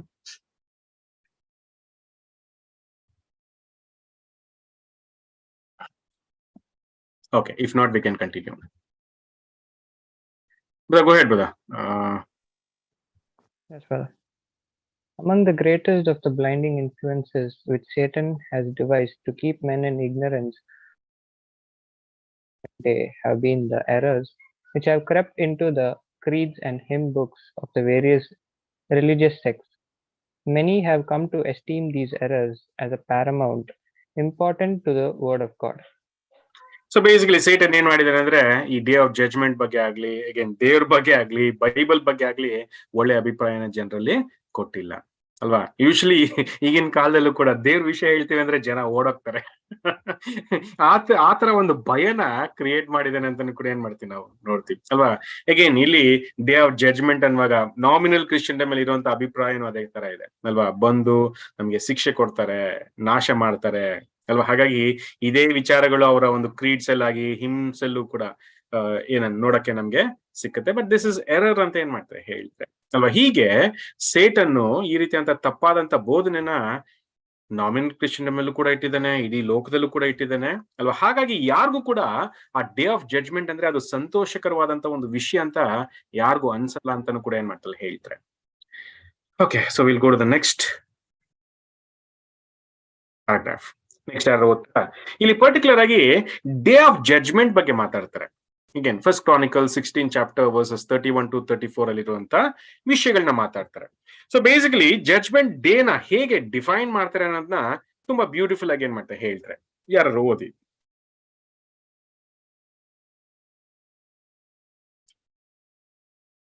Okay, ಯಾರು ಓದಿಲ್ಲ ಅಂದ್ರೆ ನಾನೇ ಓದ್ತೀನಿ. Okay, continue sister.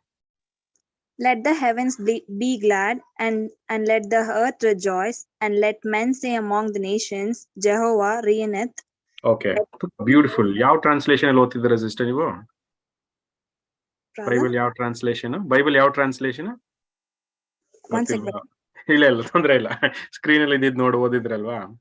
So basically ನೋಡೋದಾದ್ರೆ ನೀವು ಇಂಗ್ಲಿಷ್ ಬೈಬಲ್ ಓದೋದಾದ್ರೆ KJV ತಗೊಂಡ್ರೆ ಪರ್ಟಿಕ್ಯುಲರ್ ಆಗಿ ಅಲ್ಲಿ ಒನ್ ವರ್ಡ್ ದ ಲಾರ್ಡ್ ರೀನತ್ ಅನ್ನೋ ಒಂದು ಪದ ಇದೆ. ಅಲ್ಲಿ ಲಾರ್ಡ್ ಅನ್ನೋದನ್ನ ಕ್ಯಾಪಿಟಲ್ LORD ಅಂತ ಕೂಡ ಬರೆದಿದ್ದಾರೆ. ನಿಮ್ ಬೈಬಲ್ ನ ರೆಫರ್ ಮಾಡಬಹುದು.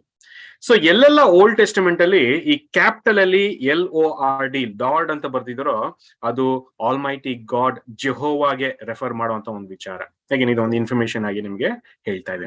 ಸೊ ಹಾಗಾಗಿ ಓಲ್ಡ್ ಟೆಸ್ಟಿಮೆಂಟ್ ಅಲ್ಲಿ ನೀವು ಓದುವಾಗ ಎಲ್ಲೆಲ್ಲಿ ನಿಮ್ಗೆ ಕ್ಯಾಪಿಟಲ್ ಅಲ್ಲಿ ಲಾರ್ಡ್ ಅಂತ ಬರುತ್ತೋ ಅದು ಆಲ್ಮೈಟಿ ಗಾಡ್ ಗೆ ರೆಫರ್ ಮಾಡ್ತಾರಂತದ್ದು, ಜೆಹೋವಾ ಗಾಡ್ ಗೆ ರೆಫರ್ ಮಾಡ್ತಾ ಇರೋಂಥದ್ದು. ಇಲ್ಲೂ ಕೂಡ ಹೇಳ್ತಾರೆ, let the heavens be glad and let the earth rejoice and let men say among the nations Jehovah reigneth ಅಂತಾನು ಕೂಡ ಏನ್ ಮಾಡ್ತಾ ಹೇಳ್ತಾರೆ.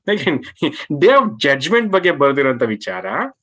ಡೇ ಆಫ್ ಜಡ್ಜ್ಮೆಂಟ್ ಅನ್ನುವಾಗ ನಾವ್ ಇಲ್ಲಿವರೆಗೂ ಅನ್ಕೊಂಡಿದ್ದು ಅದು ಕಷ್ಟ, ನೋವು, ದುಃಖ ಅಂತ. ಬಟ್ ಇಲ್ಲಿ ಏನ್ ಹೇಳ್ತಾರೆ ಅಂದ್ರೆ let the heavens be glad ಅಂತ ಏನ್ ಮಾಡ್ತಾ ಹೇಳ್ತಾರೆ ಅಲ್ವಾ?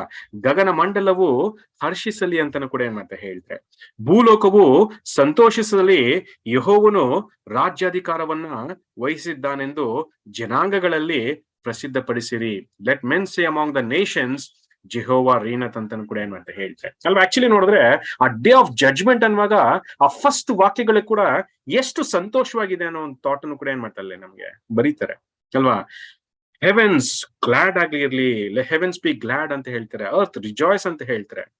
ಏನ್ ನೋಡೋದಾದ್ರೆ ಬೈಬಲ್ ಇರೋಂತ ವಿಚಾರಗಳಿಗೂ ಮನುಷ್ಯರು ತಿಳ್ಕೊಂಡಿರೋ ವಿಚಾರಗಳಿಗೂ ತುಂಬಾ ವ್ಯತ್ಯಾಸ ಇದೆ. ಕಂಟಿನ್ಯೂ ಮಾಡಿ sister. Let the heavens be glad, let the earth rejoice, and let men say among the nations, Jehovah reigneth. Let the sea roar, and the fullness thereof. Let the fields rejoice, and all that are therein. Then shall the trees of the wood sing aloud at the presence of Jehovah, because he cometh to judge the earth. Oh, give thanks unto Jehovah, for he is good, for his mercy endureth forever. ತುಂಬಾ ಚೆನ್ನಾಗಿ ಹೇಳ್ತಾರಲ್ವಾ? Let the sea roar and the fulness thereof, let the fields rejoice and all that are therein. Then shall the trees of the wood sing aloud at the presence of Jehovah, because he cometh to judge the earth ಅಲ್ವಾ? Actually ನ್ಯಾಯ ವಿಚಾರಣೆಯನ್ನ ತೀರ್ಸಕ್ ಬರ್ತಾರೆ ಅನ್ನುವಾಗ ಸಂತೋಷ ಪಡ್ರಿ ಅಂತ ಏನ್ ಮಾಡ್ತಾ ಹೇಳ್ತಾರೆ. ಯಾಕೆ ಅದು ಸಂತೋಷದ ವಿಚಾರ ಅಂತ ನೋಡೋದಾದ್ರೆ ಈ 6000 ವರ್ಷದ ಕತ್ತಲೆ ಅಂತ್ಯ ಆಗುವಂತ ಒಂದು ವಿಚಾರ, ಆ ಮರಣ ಇಲ್ದಿರಂತ ಆಗುವಂತ ಒಂದು ಸನ್ನಿವೇಶ ಅಲ್ವಾ? ಆ ಬ್ಲೈಂಡ್ನೆಸ್, ಕುರುಡುವಿಕೆ ನಿವಾರಣೆ ಆಗುವಂತ ಒಂದು ಸಮಯ. ಏನಕ್ಕಂದ್ರೆ ಈಗ ಯೇಸು ಕ್ರಿಸ್ತರು ಬಂದು ಆ ಎಲ್ಲ ವಿಚಾರಗಳನ್ನು ಕೂಡ ಸರಿ ಮಾಡ್ತಾರೆ. ಹೇಗೇನ್ ಇಲ್ಲಿ ಈ ಕಾಂಟೆಕ್ಸ್ಟ್ ಅಲ್ಲಿ ಜೆಹೋವಾ ರೀನತ್ ಅಂತ ಕೊಡ್ತಾರೆ ಅಲ್ವಾ?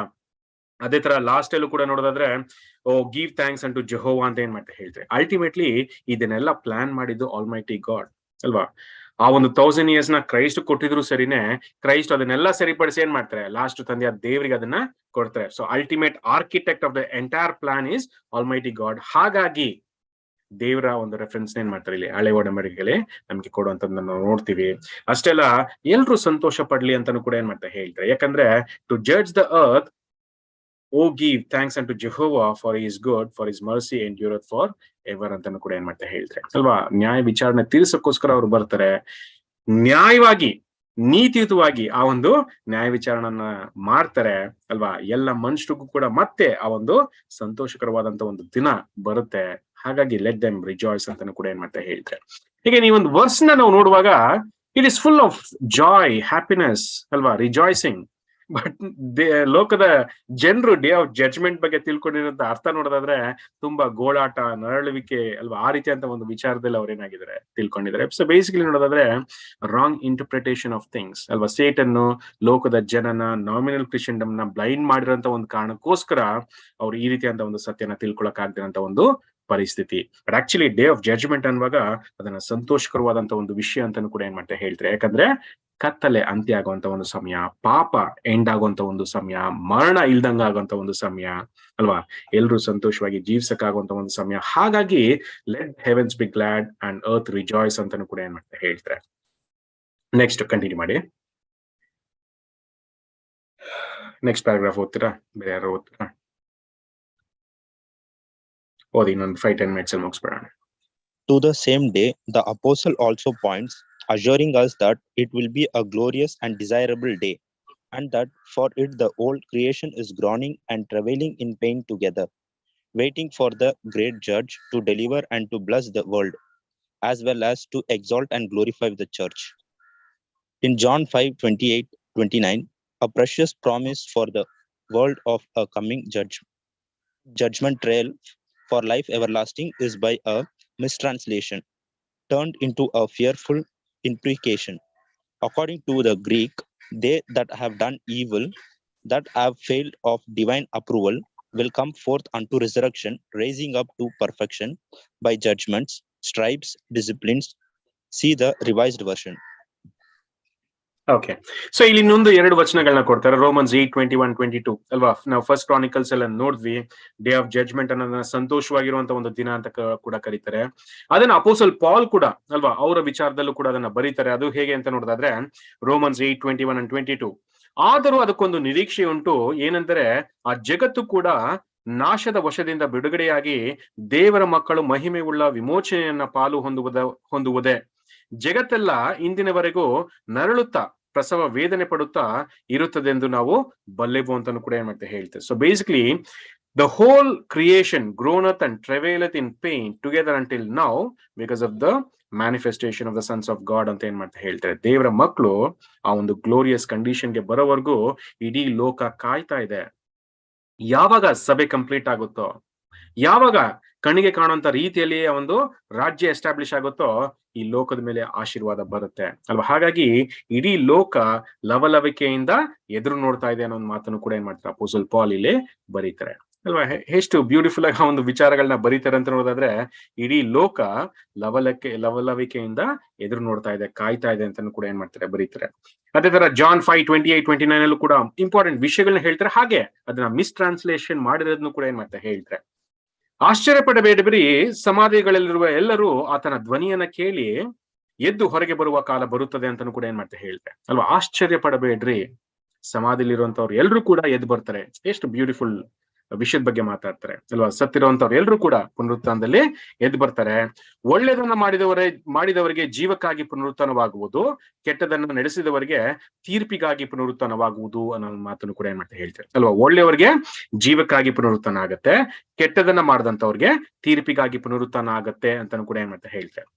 ಇಂಗ್ಲಿಷ್ ಅಲ್ಲಿ ಅದನ್ನ ರಿಸರೆಕ್ಷನ್ ಆಫ್ ಡ್ಯಾಮ್ನೇಷನ್ ಅಂತಾನು ಕೂಡ ಏನ್ ಮಾಡ್ತಾರೆ ಕರೀತಾರೆ. ಅದನ್ನ ರಾಂಗ್ ಟ್ರಾನ್ಸ್ಲೇಷನ್ ಅಲ್ವಾ, ತಪ್ಪಾಗಿ ಟ್ರಾನ್ಸ್ಲೇಟ್ ಮಾಡಿದ್ರೆ ಅಲ್ಲಿ ಡ್ಯಾಮ್ನೇಷನ್ ಅನ್ನುವಾಗ ಒಂದು ಕಂಪ್ಲೀಟ್ ಡಿಸ್ಟ್ರಕ್ಷನ್ ಅಂತ ಜನ ಅಂದ್ಕೊಂಡ್ಬಿಟ್ಟಿದ್ದಾರೆ ಅಲ್ವಾ. ಹಾಗಾಗಿ ಅದು ಭಯಂಕರವಾಗಿದೆ ಅಲ್ವಾ, ಹೆದರ್ಕೊಳ್ಳುವಂತ ಒಂದು ಪರಿಸ್ಥಿತಿ ಅಂತಾನು ಕೂಡ ಏನ್ ಮಾಡ್ತೀವಿ ನಾವು ನೋಡ್ತೀವಿ. ಸೊ ಹಾಗಾಗಿ ನಾವು ಯೂಶಲಿ ಯಾವುದೇ ವಚನಗಳನ್ನ ಓದುವಾಗ ಅದರ ರೈಟ್ ಟ್ರಾನ್ಸ್ಲೇಷನ್ ಅಥವಾ ರೈಟ್ ಮೀನಿಂಗ್ ನಾವು ಹುಡುಕುವಂಥದ್ದು ಬಹಳ ಮುಖ್ಯ. ಹೇಗೇನು ಆ ರೀತಿಯ ಕಷ್ಟ ಆದ್ರೆ ನೀವು ರೋದರ್ ಹ್ಯಾಮ್ಸ್ ಓದಿದ್ರೆ ಹೆಚ್ಚು ಮಟ್ಟಿಗೆ ಅಲ್ವಾ ಆ ಒಂದು ವಿಷಯಗಳನ್ನ ಚೆನ್ನಾಗಿ ಟ್ರಾನ್ಸ್ಲೇಟ್ ಮಾಡಿದ್ದಾರೆ ಅಲ್ವಾ. ಲೇಟೆಸ್ಟ್ ಟ್ರಾನ್ಸ್ಲೇಷನ್ಸ್ ಅಂತ ತಗೊಳ್ಳುವಾಗ ನಾವು ರೋದರ್ಯಾಮ್ ಟ್ರಾನ್ಸ್ಲೇಷನ್ ಓದಿದ್ರೆ ನಮ್ಗೆ ಒಳ್ಳೆ ಮೀನಿಂಗ್ಸ್ ನಲ್ಲಿ ಕೊಟ್ಟಿರೋಂಥದ್ದನ್ನು ಕೂಡ ನಾವು ನೋಡ್ತೀವಿ ಅಲ್ವಾ. ಹಾಗೆ ಈ ಒಂದು ವಾಕ್ಯಕ್ಕೆ ಎಕ್ಸ್ಪ್ಲನೇಷನ್ ಏನಂತ ನೋಡೋದಾದ್ರೆ, ಇಲ್ಲಿ ಒಳ್ಳೆದನ್ನ ಮಾಡದಂತವ್ರಿಗೆ ಜೀವಕ್ಕಾಗಿ ಪುನರುತ್ಥಾನ ಅನ್ನುವಾಗ ಒಳ್ಳೆಯವರು ಯಾರು ಅಂತ ನೋಡೋದಾದ್ರೆ ಸಭೆ ಮಾತ್ರನೇ ಅಂತಾನು ಕೂಡ ಏನ್ ಮಾಡ್ತಾ ಹೇಳ್ತಾರೆ. ಸಭೆ ಮಾತ್ರನೇ ಒಳ್ಳೆದನ್ನ ಮಾಡಿದರೆ, ಹಾಗಾಗಿ ಅವ್ರಿಗೆ ಆ ಒಂದು ಪುನರುತ್ಥಾನ ಪರ್ಟಿಕ್ಯುಲರ್ ಆಗಿ ಫಸ್ಟ್ ರಿಸರೆಕ್ಷನ್ ಡಿವೈನ್ ನೇಚರ್ ಅವ್ರಿಗೆ ಸಿಕ್ಕತ್ತೆ ಅಂತಾನು ಕೂಡ ಏನ್ ಮಾಡ್ತಾ ಹೇಳ್ತಾರೆ ಆಮೇಲೆ ಕೆಟ್ಟದನ್ನ ನಡೆಸಿದವರಿಗೆ ತೀರ್ಪಿಗಾಗಿ ಪುನರುತ್ಥಾನ ಅನ್ನುವಾಗ ಅಲ್ಲಿ ಅಲ್ವಾ ಇನ್ ಮಿಕ್ಕಿದಂತ ಎಲ್ಲಾ ಜನರು ಕೂಡ ಅಂದ್ರೆ ಸಭೆ ಬಿಟ್ಟು ಅಲ್ವಾ ಗ್ರೇಟ್ ಕಂಪನಿ ಕ್ಲಾಸ್ ಸಭೆ ಏನ್ಷಿಯಂಟ್ ವರ್ದಿಸ್ ಬಿಟ್ಟು ಇನ್ ಮಿಕ್ಕಿದಂತ ಎಲ್ಲಾ ಜನ ಕೂಡ ಏನ್ ಮಾಡ್ತಾರೆ ಎದ್ದು ಬರ್ತಾರೆ. ಯಾಕೆ ಅಂತ ನೋಡೋದಾದ್ರೆ ಅವರು ಆ ನ್ಯಾಯ ವಿಚಾರಣೆಗೆ ಒಳಗಾಗೋದಕ್ಕೆ ಅವ್ರಿಗೆ ಮತ್ತೊಂದು ಅವಕಾಶ ಸಿಕ್ಕುತ್ತೆ. ಆ ಅವಕಾಶದಲ್ಲಿ ಅವರು ಒಳ್ಳೇದನ್ನ ಮಾಡ್ಬೇಕಾಗತ್ತೆ. ಆ ಡಿಸಿಪ್ಲಿನ್ಗೋಸ್ಕರ ಅವರು ಎದ್ದು ಬರ್ತಾರೆ ಅನ್ನೋ ಒಂದು ಮಾತನ್ನು ಕೂಡ ಏನ್ ಮಾಡ್ತಾರೆ ಹೇಳ್ತಾರೆ ಅಲ್ವಾ. ಅಗೇನ್ ಡ್ಯಾಮ್ನೇಷನ್ಗೂ ಡಿಸಿಪ್ಲಿನ್ಗೂ ತುಂಬಾನೇ ವ್ಯತ್ಯಾಸ ಇದೆ ಅಲ್ವಾ. ಇವ್ರು ಬರುವಂತದ್ದು ನಾಶನಕ್ಕಲ್ಲ, ಇವರು ಮತ್ತೆ ಆ ಒಂದು ಒಳ್ಳೆ ವಿಚಾರಗಳನ್ನ ಕಲ್ತ್ಕೊಂಡು ಮತ್ತೆ ಆ ಒಂದು ಲೈಫ್ ಅನ್ನ ಪಡ್ಕೊಳ್ಳೋದಕ್ಕೆ ಅನ್ನೋ ಒಂದು ಮಾತನ್ನು ಕೂಡ ಏನ್ ಮಾಡ್ತಾರೆ ಹೇಳ್ತಾರೆ. ಹಾಗೆ ನೋಡೋದಾದ್ರೆ ದ ಡೇ ಆಫ್ ಜಡ್ಜ್ಮೆಂಟ್ ಅನ್ನುವಾಗ ಅಲ್ವಾ ಖಂಡಿತ ಅದರ ಮೀನಿಂಗ್ ತುಂಬಾನೇ ಬ್ಯೂಟಿಫುಲ್ ಆಗಿದೆ. ಅದು ಒಳ್ಳೆ ವಿಚಾರಗಳನ್ನ ನಮ್ಗೆ ಏನ್ ಮಾಡ್ತಾರೆ ದೇವ್ರ ವಾಕ್ಯದಲ್ಲಿ ಅದನ್ನ ಇಸ್ತಾರೆ. ಅಗೇನ್ ಅಫ್ಕೋರ್ಸ್ ಲೋಕದ ಜನ ಅದನ್ನ ಸರಿಯಾಗಿ ಅರ್ಥ ಮಾಡ್ಕೊಳ್ಳಿರಂತ ಒಂದು ಕಾರಣಕ್ಕೆ ಅದನ್ನ ತಪ್ಪಾಗಿ ಅರ್ಥ ಮಾಡ್ಕೊಂಡಿದ್ದಾರೆ ಅಂತ ಕೂಡ ಏನ್ ಮಾಡ್ತೀವಿ ನಾವು ನೋಡ್ತೀವಿ. ಅಗೇನ್ ಲಾಸ್ಟ್ ಅಲ್ಲಿ ಒಂದು ಪೋಯಮ್ ಇದೆ, ಅದನ್ನ ನಾವು ಕೂಡ ಓದ್ಬಿಡೋಣ. ಯಾರು ಓದ್ತೀರಾ?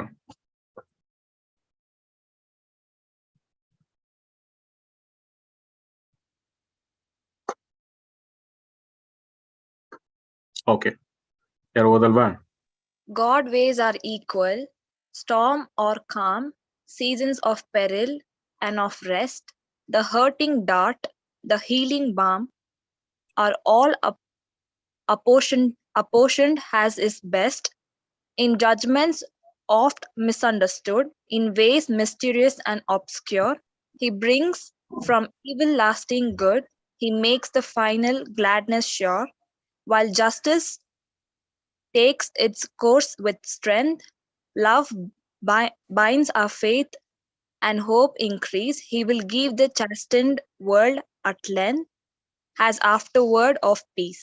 ಓಕೆ, ಅಗೇನ್ ತುಂಬಾ ಬ್ಯೂಟಿಫುಲ್ ವಿಚಾರಗಳನ್ನ ಹೇಳ್ತಾರೆ. ಅಗೇನ್ ಸ್ವಲ್ಪ ಮಟ್ಟಿಗೆ ಅದನ್ನ ಅರ್ಥ ಮಾಡ್ಕೊಳ್ಳೋದಕ್ಕೆ ಪ್ರಯತ್ನ ಪಡೋಣ.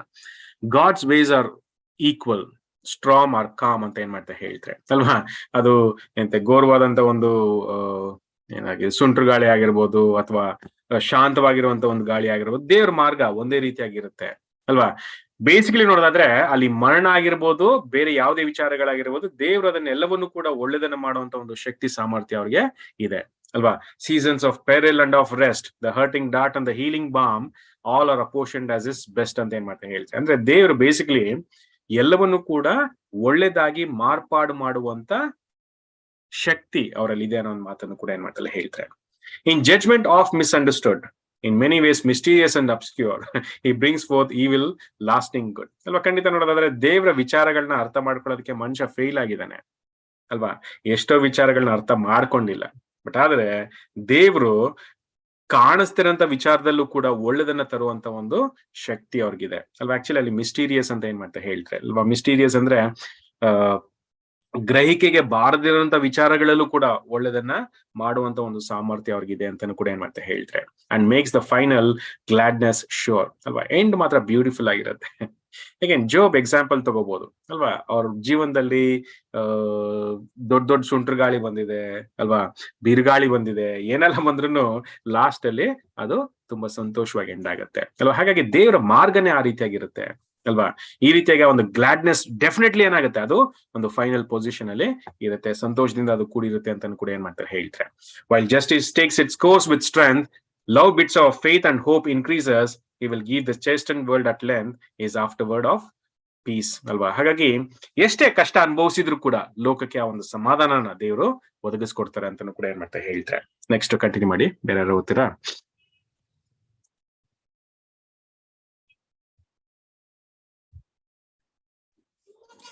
When the dread forces of the gale his sterner purposes perform, and human skill none can not avail against the fury of the storm, let loving hearts trust in him still through all the dark and devious way.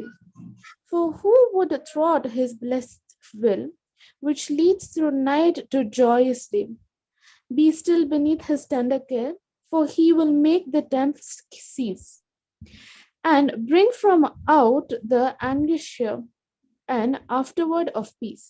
Okay, ಈಗ ಇಲ್ಲೂ ಕೂಡ ತುಂಬಾ beautiful ಆಗಿ ಹೇಳ್ತಾರೆ. ಅಂದ್ರೆ ಮನುಷ್ಯ ಒಂದು limitations ಅಲ್ಲಿ ಇರ್ತಾನೆ ಅಲ್ವಾ. ಕೆಲವೊಂದು ವಿಚಾರಗಳನ್ನ ಅವನು ಅರ್ಥ ಮಾಡೋದಕ್ಕೆ ಸಾಧ್ಯ ಇಲ್ಲ. ಫಾರ್ ಎಕ್ಸಾಂಪಲ್, ಯೇಸು ಕ್ರಿಸ್ತರು ಶಿಷ್ಯಂದ್ರು ಆ ಸಮುದ್ರದಲ್ಲಿರುವಾಗ ಸಮುದ್ರದಲ್ಲಿ ಸಡನ್ ಆಗಿ ಬಿರುಗಾಳಿ ಬರುತ್ತೆ ಅಲ್ವಾ, ಅಲ್ಲಿ ಕಿರ್ಚ್ಕೊಳ್ತಾರೆ ಅಲ್ವಾ, ನಾವು ಸತ್ತೋದ್ವಿ ಅಥವಾ ನಮ್ಗೆ ಈ ರೀತಿಯಾಗಿ ತೊಂದರೆ ಆಯ್ತು ಅನ್ನೋ ತರನು ಕೂಡ ಏನ್ ಮಾಡ್ತಾರೆ ಹೇಳ್ತಾರೆ.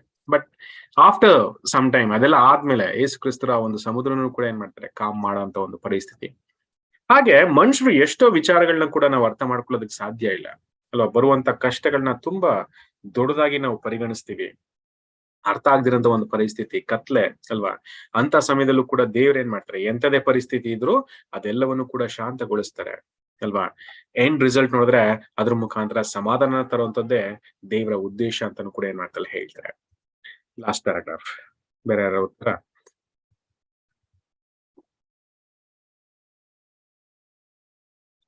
Okay, look up, O earth, no storm can last beyond the limits God had set.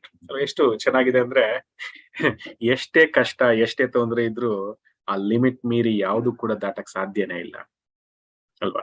So ಹಾಗಾಗಿ ದೇವ್ರು ಎಲ್ಲದಕ್ಕೂ ಕೂಡ ಒಂದು ಎಲ್ಲೆನ ನೇಮಿಸಿದ್ದಾರೆ ಅಲ್ವಾ. ಹಾಗಾಗಿ ಆ ಎಲ್ಲನ ಮೀರಿ ಯಾವುದು ಕೂಡ ಹೋಗಕ್ಕೆ ಸಾಧ್ಯ ಇಲ್ಲ ಅಂತಾನು ಕೂಡ ಏನ್ ಮಾಡ್ತೀವಿ ನಾವು ನೋಡ್ತೀವಿ. When its appointed work is past, in joy thou shall thy grief forget. ಅಲ್ವಾ, ಖಂಡಿತ ಅಲ್ವಾ. ಸಮಯ ಕಳೆದಾಗ ಅಥವಾ ಸಮಯ ಕಳೆದಂಗೆಲ್ಲ ನಮ್ಗೆ ದೇವರ ವಿಚಾರಗಳು ಅರ್ಥ ಆಗ್ತಾ ಹೋಗುತ್ತೆ. ಯಾವಾಗ ದೇವ್ರ ವಿಚಾರಗಳು ಅರ್ಥ ಆಗ್ತಾ ಹೋಗುತ್ತೋ ಹಾಗೆ ನಮ್ಮ ಕಷ್ಟಗಳು ಕರಗ್ತಾ ಹೋಗುತ್ತೆ. When sorrow's plowshare hath swept through, thy fairest flowers of life shall spring. Actually ರೈತ ಭೂಮಿನ ಉಳ್ತಾನೆ ಅಲ್ವಾ, ಭೂಮಿನ ಉತ್ತಾದ್ಮೇಲೆನೆ ಆ ಜಾಗದಲ್ಲಿ ಒಂದು ಒಳ್ಳೆ ಹೂ ಬೆಳಿದಕ್ಕೆ ಸಾಧ್ಯ ಆಗತ್ತೆ ಅಲ್ವಾ. ಈಗೇನ್ ಎಷ್ಟು ಬ್ಯೂಟಿಫುಲ್ ಅಂದ್ರೆ, ಈಗ ಆ ಜಾಗನ ಅಗಿದಿರ ನಾವು ಆ ಸೀಡ್ ಹಾಕಕ್ ಸಾಧ್ಯ ಇಲ್ಲ, ಆ ಸೀಡ್ ಇಲ್ದಿರ ಒಂದು ಒಳ್ಳೆ ಗಿಡ ಬೆಳೆದಕ್ ಸಾಧ್ಯ ಇಲ್ಲ, ಆ ಗಿಡ ಬಂದ ಮೇಲೆನೆ ಒಂದು ಒಳ್ಳೆ ಫಲನು ಕೂಡ ಅಥವಾ ಫ್ಲವರ್ನು ಕೂಡ ಕೊಡೋದಕ್ಕೆ ಸಾಧ್ಯ. ಹಾಗಾಗಿ ಆ ಅಗಿಯಂತದ್ದು ಆ ಟೈಮ್ಗೆ ಕಷ್ಟ ಆದ್ರೂ ಸರಿನೇ ಅಲ್ವಾ, ಎಂಡ್ ರಿಸಲ್ಟ್ ನೋಡಿದ್ರೆ ಅಲ್ಲಿ ಒಂದು ಹೂ ಬರುವಂತ ಒಂದು ವಿಚಾರ ಅಂತಾನು ಕೂಡ ಏನ್ ಮಾಡ್ತೀವಿ ನಾವು ನೋಡ್ತೀವಿ. For God shall grant thee life anew, and all thy waste shall laugh and sing. Hope thou in him, his plan for thee shall end in triumph and release. Fear not, for thou shall surely see his afterword of peace. ಅಲ್ವಾ, ಹಾಗಾಗಿ ಯಾವ ವಿಚಾರಕ್ಕೂ ಕೂಡ ನೀವು ಎದುರ್ಕೋಬೇಡಿ ಅಲ್ವಾ, ಧೈರ್ಯವಾಗಿರಿ. ಖಂಡಿತ ಅಲ್ವಾ, ದೇವರ ವಿಚಾರಗಳು ನೆರವೇರ್ತವೆ, ಖಂಡಿತ ಸಮಾಧಾನ ಈ ಲೋಕದಲ್ಲಿ ನೆಲೆಸುತ್ತೆ ಅನ್ನೋ ಮಾತನ್ನು ಕೂಡ ಏನ್ ಮಾಡ್ತಾ ಹೇಳ್ತಾರೆ. Again with my best understanding ನಾನು ಸ್ವಲ್ಪ ಮಟ್ಟಿಗೆ ಎಕ್ಸ್ಪ್ಲೈನ್ ಮಾಡೋಕೆ ಸಾಧ್ಯ ಆಯ್ತು, ಬಟ್ ಬ್ಯೂಟಿಫುಲ್ ಆಗಿ ಆ ಒಂದು ವಿಚಾರಗಳನ್ನ ಬರೀತಾರೆ ಅಲ್ವಾ. ನೀವು ಕೂಡ ಅದನ್ನ ಓದಿ ತುಂಬಾ ಅರ್ಥಗರ್ಭಿತವಾಗಿ ಆ ಒಂದು ವಿಷಯಗಳನ್ನ ಅಲ್ಲಿ ಎಕ್ಸ್ಪ್ಲೈನ್ ಮಾಡ್ತಾ ಹೋಗ್ತಾರೆ ಅಲ್ವಾ. ಬಟ್ ಓವರ್ ಆಲ್ ಥಾಟ್ ನೋಡೋದಾದ್ರೆ ದೇವ್ರು ಎಲ್ಲನೂ ಕೂಡ ತುಂಬಾ ಬ್ಯೂಟಿಫುಲ್ ಆಗಿ ಪ್ಲಾನ್ ಮಾಡಿದ್ದಾರೆ ಅಲ್ವಾ. ಆ ಪ್ಲಾನ್ ಖಂಡಿತ ನೆರವೇರುತ್ತೆ. ಎಂಡ್ ರಿಸಲ್ಟ್ ಅಲ್ಲಿ ಸಮಾಧಾನ ಎಸ್ಟಾಬ್ಲಿಷ್ ಆಗುತ್ತೆ ಅಲ್ವಾ. ಈ ರೀತಿಯಾಗಿ ಲೋಕದಲ್ಲೂ ಕೂಡ ಅಲ್ವಾ ಆ ಒಂದು ಜಡ್ಜ್ಮೆಂಟ್ ಅಲ್ವಾ ತುಂಬಾ ಗಂಭೀರವಾದಂತ ಒಂದು ವಿಚಾರ. ಎಲ್ರೂ ಕೂಡ ಒಂದು ನ್ಯಾಯ ವಿಚಾರಣೆಗೆ ಒಳಗಾಗ್ಬೇಕು, ಅವ್ರು ಮಾಡಿದಂತ ಎಲ್ಲಾ ಕಾರ್ಯಗಳು ಕೂಡ ಬಯಲಿಗೆ ಬರ್ಬೇಕು, ಅವ್ರು ಒಳ್ಳೆದನ್ನ ಕಲಿಬೇಕು, ಒಳ್ಳೆ ರೀತಿಯಾಗಿ ನಡ್ಕೋಬೇಕು, ಒಳ್ಳೆಯವರಾಗಿ ಬೆಳಿಬೇಕು, ಆ ಮುಖಾಂತರ ಇಡೀ ಲೋಕದಲ್ಲಿ ಸಮಾಧಾನ ವ್ಯಕ್ತವಾಗಬೇಕು ಅಲ್ವಾ. ಈ ರೀತಿಯಾಗಿ ದೇವ್ರ ಆ ಒಂದು ಜಡ್ಜ್ಮೆಂಟ್ ಏನ ಪ್ಲಾನ್ ಮಾಡಿದರೆ, ಅಫ್ಕೋರ್ಸ್ ಯೇಸು ಕ್ರಿಸ್ತರು ಆ ಒಂದು ಕಾರ್ಯಗಳನ್ನ ಮಾಡ್ತಾರೆ. ಅವ್ರ ಜೊತೆ ನಾವು ಫೇತ್ಫುಲ್ ಆಗಿದ್ರೆ ಸಭೆನೂ ಕೂಡ ಸೇರ್ಕೊಳ್ತೀವಿ ಅಲ್ವಾ. ಗ್ರೇಟ್ ಕಂಪನಿ ಕ್ಲಾಸ್ ಕೂಡ ಸೇರ್ಕೊಳ್ತಾರೆ, ಏನ್ಷಿಯಂಟ್ ವರ್ದೀಸ್ ಕೂಡ ಸೇರ್ಕೊಳ್ತಾರೆ. ಇವರೆಲ್ಲರೂ ಸೇರ್ಕೊಂಡು ಇಡೀ ಲೋಕನ ರೆಸ್ಟೋರ್ ಮಾಡ್ತಾರೆ ಅಲ್ವಾ. ಮತ್ತೆ ಈ ಲೋಕಕ್ಕೆ ಆಶೀರ್ವಾದ ಬರುತ್ತೆ. ಯಾವ ರೀತಿಯಾಗಿ ಅಂತ ನೋಡೋದಾದ್ರೆ, ಗಾರ್ಡನ್ ಆಫ್ ಈಡನ್ ಯಾವ ರೀತಿಯಾಗಿ ಇತ್ತೋ ಅದೇ ರೀತಿಯಾಗಿ ಇಡೀ ಲೋಕನ ಮತ್ತೆ ಅದೇ ಸ್ಥಿತಿಗೆ ತಂದು ಯೇಸು ಕ್ರಿಸ್ತರು ಮತ್ತೆ ಆ ಒಂದು ಭೂಮಿನ ದೇವರಿಗೆ ಕೊಡ್ತಾರೆ ಅಂತಾನು ಕೂಡ ಏನ್ ಮಾಡ್ತೀವಿ ನಾವು ನೋಡ್ತೀವಿ ಅಲ್ವಾ. ಸೊ ಆ ರೀತಿಯಂತ ಒಂದು ವಿಚಾರಗಳನ್ನ ನಮಗೆ ಕೊಟ್ಟಿದ್ದಾರೆ. ಸೊ ಈ ರೀತಿಯಂತ ಒಂದು ವಿಚಾರಗಳನ್ನ ನಮಗೆ ಕೊಟ್ಟಿದ್ದಕ್ಕೆ ದೇವರಿಗೆ ನಾವು ಧನ್ಯವಾದಗಳನ್ನ ತಿಳಿಸೋಣ. ಹಾಗಾಗಿ ಒಂದು ಕೂಟನ ಮುಕ್ತಾಯ ಮಾಡುವಾಗೆ ಒಂದು ಪ್ರಾರ್ಥನೆ ಮುಖಾಂತರ ಈ ಒಂದು ಕೂಟನ ಕೂಡ ಮುಕ್ತಾಯ ಮಾಡೋಣ. ಮೋಸಸ್ ಬ್ರದರ್ ಆನ್ಲೈನ್ ಇದ್ರೆ ಲಾಸ್ಟ್ ಪ್ರೇಯರ್ ಮಾಡ್ಬಿಡಿ. ಅಂಕಲ್ ಇಲ್ಲ ಅಂಕಲ್. ಇಲ್ವಾ? ಸರಿ, ಓಕೆ ಬಾ. ವರ್ಕ್ ಅಲ್ಲಿ ಇದ್ದಾರೆ. ಓ ಸರಿ ಸರಿ. ಆನಂದ್ ಬ್ರದರ್ ಇದ್ದೀರಾ?